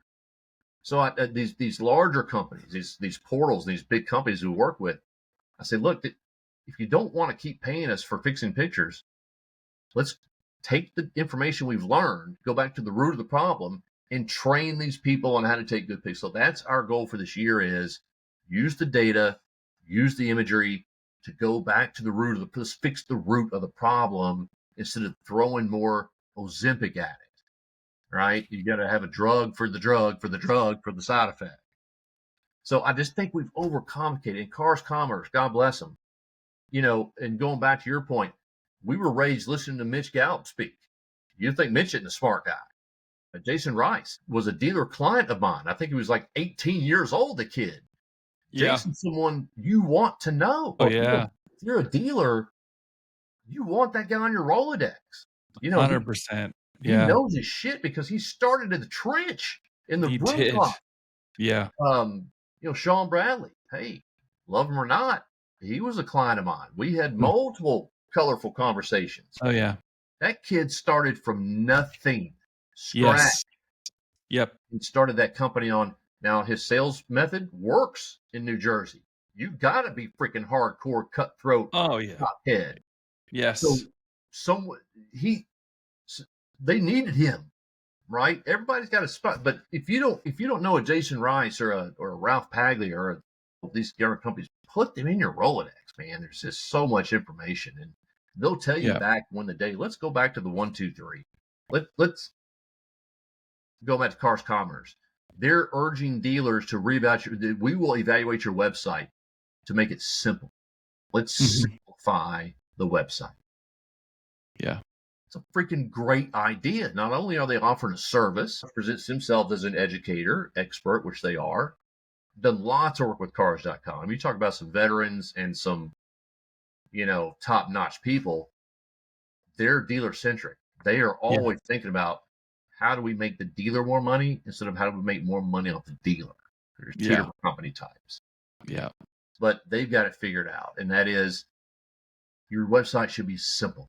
Like they said it just 2 days ago on LinkedIn. I guarantee there are 80% of dealership websites, I would put money, have legacy code on there of a product that's not even on that website anymore. Guaranteed. Who's their go-to over there? Who's their the main go-to person? At where? At the website provider. With the simple websites. Oh, cars.com? Yeah, well, they're talking about going back to simplicity. Is it now, is the person there, I mean, because Brian Kramer, running with is it AccuTrade? Is that the part? But and he's a fantastic, smart, really smart dude. But is he the guy, like, if you're like, when you're thinking about cars.com or cars commerce these days, like, I know Alex is still there, Alex Vetter is still over there, but with their acquisition, for example, of Dealer Inspire, for the time that Joe Chura stayed and Bruce Etzkorn, and you could still reach out to those guys, okay, great. But now, if you get inspired by that, it's just like a quick answer, because I don't know who it is. I don't know who the person, if you were like. That is a good question. I mean, we're kind of in that graduate high school mode where some of these guys we knew went off to the military. We never heard from them again. Some are still in it. Yeah, so I was just curious because, like, Jason Rice, I couldn't agree more with you on him. I met him when I was at Reynolds and he was at Lou Fuse, and he's probably, if not same age, he's right around my age, but we both felt like spring chickens back in that era, and he's one of my favorite.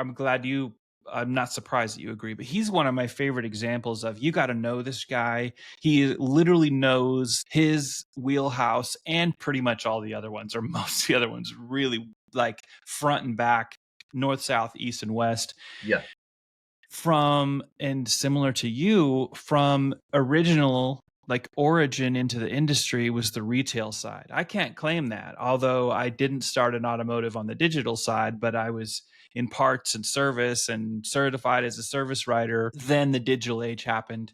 But I can't say enough about, like, the references that you made, because Shaun Bradley was a customer. Well, the dealership he worked for was a customer of the Leeds. So I had conversations with Shaun Bradley when he was at Pine Belt, and they were buying leads from Microsoft CarPoint Reynolds. And so all of that, I wanted to come back because you did something, whether it was on purpose or not, that I, as a podcast host, I don't know that I'm a great podcast host, but I try to remember things that are happening so a lead doesn't get completely buried. And one of the points of advice, maybe one of the best points of advice you gave here as we get closer to, I guess, landing the plane on this, was, for people, if you really want to help dealers, the main thing that you should do is make their jobs easier. Like, whatever their job is in the dealership, like, make it easier for them.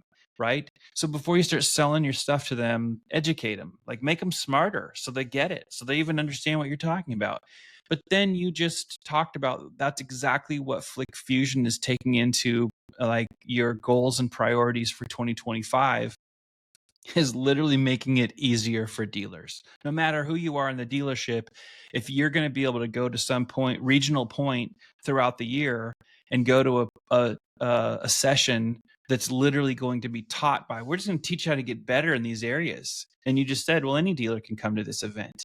And you could say, well, if you're a Flick Fusion customer, come. Because I'm going to guess that there are existing Flick Fusion customers that they themselves can still improve on this critical part of fundamentals, along with people who are, you don't have to be a customer. Come and learn these things, because then you'll still, and the thing that I love about it is, because I think companies need to be doing so much more of this, abundantly share the elements of understanding what the problems are, and then also, by the way, here's the solutions, long before you expect somebody to take a demo or to buy your stuff. There's just been too much of look at what goes on, and right now, this episode will probably come out after NADA, but what's going into NADA? The same thing.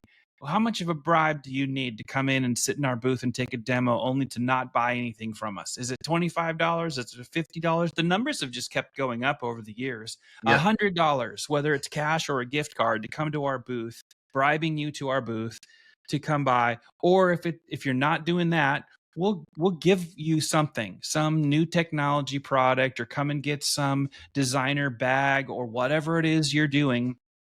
And I know people also hate that I'm becoming more critical of these things, but they don't work. They work as long as your definition of work is, well, we got people to take some demos. Okay.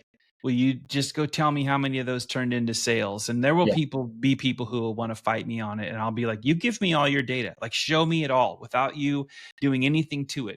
And I'll tell you that you're wrong. And Yeah. nobody wants to fight that fight. But the fact that you guys are going back to education, fundamentals around the things that make life, work, job easier for the dealer is you had me at hello, as they say. I'm glad you guys are doing that. That's awesome. Well, it's because they take such a rip. I mean, you know, the OEM flags them for compliance, right? For everything. Images, Yes. video, your videos, the logos touching the car, you know, they're just trying to sell cars. Like, you got to deal with these demerits that you've got, and you got to go fix these. You know, they're not professional photographers, right?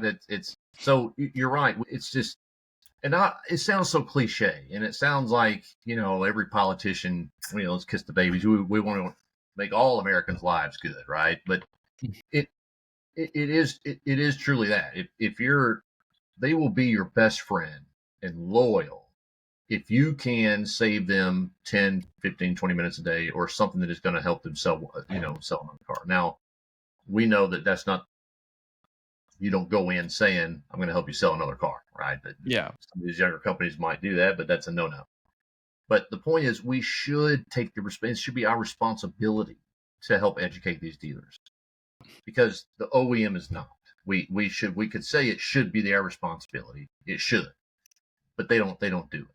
But they're going to sure turn around and penalize that dealer every chance they get, withhold co-op money, you know, threaten them. You're not going to get your this, that, or the other this month, when no one showed them. So the bigger companies, I think it should be part of our responsibility. If you are an expert in that field, self-proclaimed or not, or legit, then use your knowledge and to help educate these dealers. No one's doing that, right? You can't demerit them if no one showed them how, you know, the tricks of the trade, right? So, but here's the selfish reason: the better images we get from a dealer, the better merchandising we can do for them, right? We're gonna at NADA, we're rolling out a digital ad platform where it's very unique to audience. We take an audience of people in their market, we video market to them a message. If they respond to that message, that audience then gets a stronger message.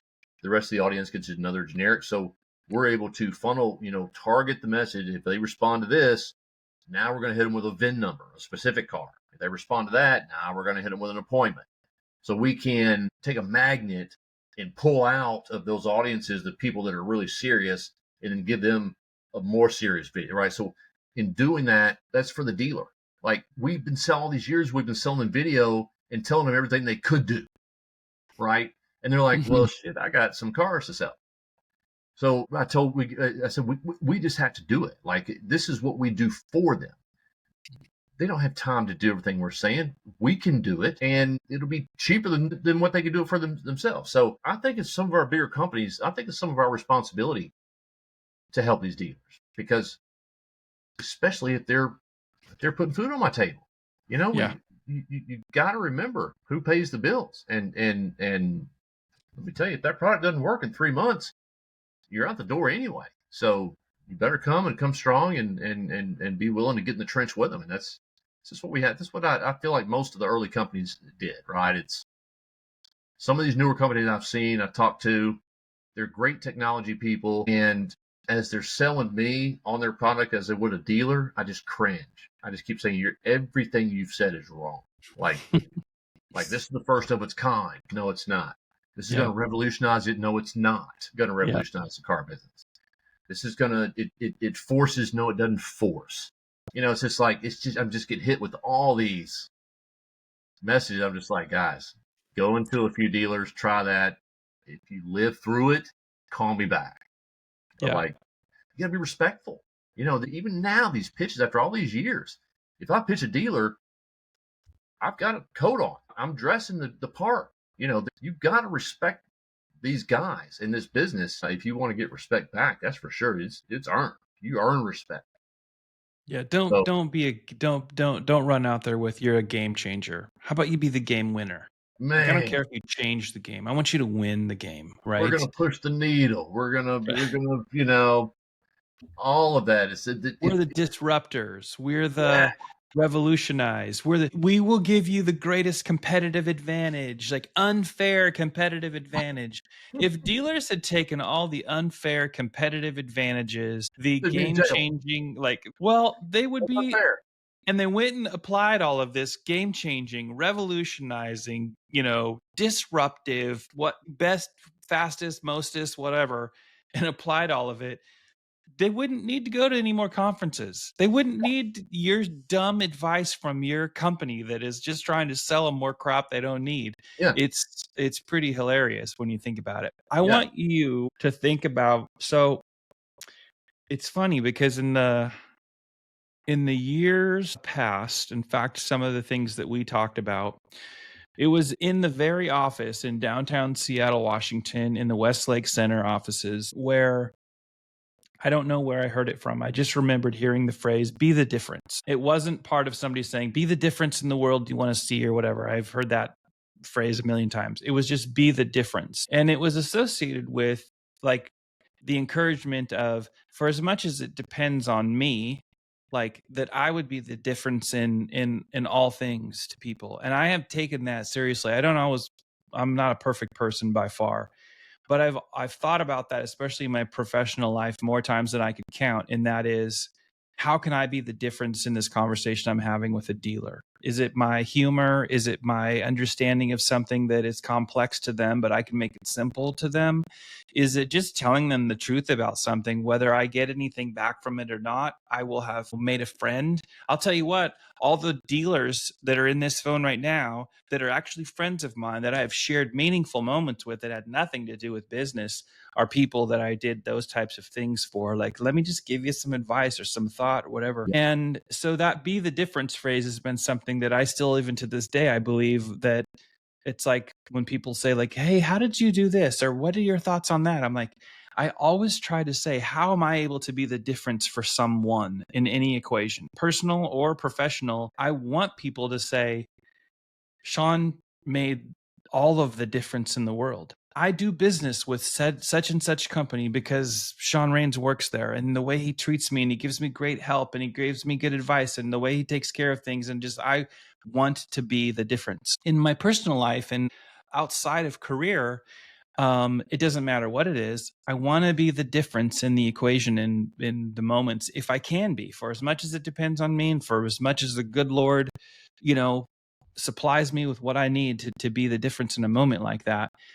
And so as I get close to the landing of the plane of this episode, I want you to be thinking about, is there something in your life that resonates, that you think about when you think about being the difference? And so be thinking about that while I ask you a speed round of like kind of this or that questions. Easy stuff leading to something difficult. Are you good? Yeah. How do you feel? You feel good? Yeah. Okay. I'm ready for I'll buzz in. How do I do the speed round? You just answer the this or the that, and you don't have to think about it too much if you don't want. Oh, okay. So they start really easy. Hot dog or corn dog? Hot dog. Okay. Interesting. Taco or burrito? Taco. It's easy. Well, I know, right? Okay. How about Raiders of the Lost Ark or Star Wars? Oh, Star Wars. Okay. Superman or Batman? That's Superman. terrible because they're both DC, right? But still, They are both DC, but they're still you just got you do. So Superman. Yeah. He just felt more real to me. I can relate to him more. Superman. I felt I can jive with that. what I mean? Motley Crue felt like or Miley Cyrus? Miley Crue. Miley Crue. Let's put them both Okay. together and just let them jam. I know. This one should be easier. Beatles or Stones? Stones. Eddie Van Halen or Jimi Hendrix? Excuse me 1 second. Oh, somebody's going to give me a visual, so I'm like going to get a... Oh, yeah. Okay. There's an easy answer. And if that doesn't... Oh, no. I love it. Maybe that'll help. Even better. Oh, my goodness. Okay. So now, sorry, tangent out of this and that, but this is my podcast. I get to do whatever I want. Well, have you heard Eddie's kids' albums, Wolfie's albums, Mammoth? Wolfie, I'm a big fan of. I think he's gonna nail it. He's already big overseas. And if you can find, you probably have, if you can hear him redo Eruption, it'll bring tears to your eyes. Yeah, it's incredible. And Yeah. rarely does a guitar solo bring tears to one's eyes, but hearing Wolfie do Eruption, it was beautiful. Hardcore. I'm all in on some Wolfgang Van Halen. I have both of the Mammoth albums. In fact, I did the pre-orders and got them autographed. Most people don't care, but I totally love all things. Another side note, they opened for Creed when Creed came. Creed already played on their summer tour Dallas, but in November they came to Fort Worth, which is much closer to me, and so I went and saw him in the stadium, the Dickies Arena. Of course, saw Wolfie, and amazing, love him. Okay, so that's a great answer. A little bit more difficult. Test the waters or jump in the deep. Boy, that is difficult. I've done both, and neither are really comfortable. But I do, at this age, I will test the waters from now on. Night owl or early bird? Night owl, Hmm. believe it or not. Messy desk or clean desk? Clean, Clean and mean. Okay. meaning clean. Last two, probably increasingly more difficult. See the future or change the past? Well, I would change the past, man. It's so clear now. Things that I would absolutely do different. The future, I will take it as it comes. I am perfectly comfortable in not knowing what the future holds and let it bring. But boy, in the past, there's a lot of purchases. There's a lot of things, Rains, that. Yeah, I can relate, brother. I can relate. I can relate. One different. You know what I mean? Yeah. You and I are exactly the same on several of these. Certainly, the change the past that's me too. Right. I don't. The future is needs to be unknown for me because life is. I believe it was designed to be an adventure. Like I don't want to know. I just don't want to know because. And it has not let down, has it? No, it has not. It sure has not. Disappointed. It's sure. And I think honestly, and I know that you and I align on this. While we don't like all of the unpleasantries that come with these steps that we take and these moments that we have in our lifetimes, but they're what make us who we are, right? Amen. And it kind of it is what it is. Just to embrace it, the good, the bad, the unknown, all the mystery. Just embrace it as your life and do the best you can with it, and you will find some way. At least you'll get to the door of where you can decide whether or not you're able to be content or not. And if you can see that door of contentment and just walk in it and be like, "Oh my goodness," you'll be mesmerized at how much you really, really have. And so I love that. Well, here's the last one. And this is the one everyone hates. Save 100 strangers or one person you love. Oh, Shaun, sorry, don't hate me. Difficult. I know, it's terrible. It's awful. I would have to save 100 strangers, and I think the person I loved would know that would be what I would choose. Great answer. I just hope that's the case. I just hope they're like, "Yeah, Dad, I got it." Assuming it was one of my children. Yeah.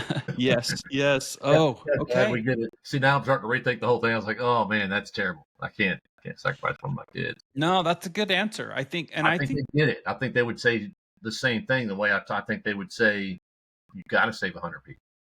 Yeah. Mm-hmm. Hopefully, I've taught them like that. That's what I'm going for. Yeah, absolutely. Humility. So, be the difference. How can people be the difference? How do you like to be the difference? What are your thoughts? In reading through this, it's funny because you and I talked the other night for a while, and we're catching up, and we kind of were thinking the same thing. Like, if I retire or die tomorrow, what will the industry say? Well, not much. The industry goes on. There's cars to sell. We have a big sale coming up this weekend, right? People aren't going to really stop and for a moment of silence every time.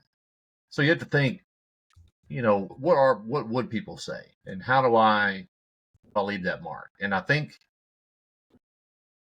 the one thing I've always said to when I work with dealers is this might not always be a fun conversation, but my data trumps your feelings. Mm. I'm not here to hurt your feelings or call your baby ugly unless I've got data that says that baby's ugly. I'm just not going to say it.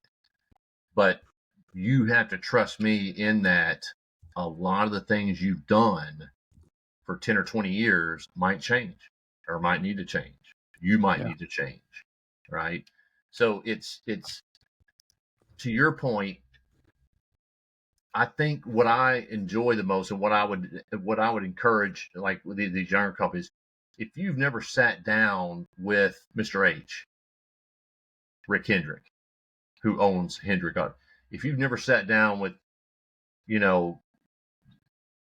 these mega dealers, the guys with the name McGrath, Alan Samuel, who's passed away, most of these are passed, but now it's their kids, their grandkids, it's a family. If you've never sat down with one of those guys, to me, I'm not movie stars are not my heroes. Athletes I like a lot, but it's the Ken Garfs of the world. It's the Al Gossets. If you haven't met Al Gossett, that guy's a freaking nut. Mm. Funny as hell. But I tell you, these are businessmen. Every one of them should be teaching classes at business school to say, don't listen to that crap the other guy told you. I'm going to tell you the real skinny. If as a vendor, you have never sat down just to have a conversation with one of those guys, you've missed out. There are some amazing dudes, men in this industry who are billionaire icons and just down to earth. Just the coolest, nicest people. They got a bad rap, this industry, right? So I think I'm getting away from I'm proud to say that there are several large dealers, names like that I could call on them. They could call on me. And a lot of times it's personal. It's not even about business. I think what I've learned is, I know what I've learned. And I'll tell you, this is the best sales pitch I ever had, which is also the worst. When I was 22 years ago, when I was going to marry my wife, I started DealerSkins.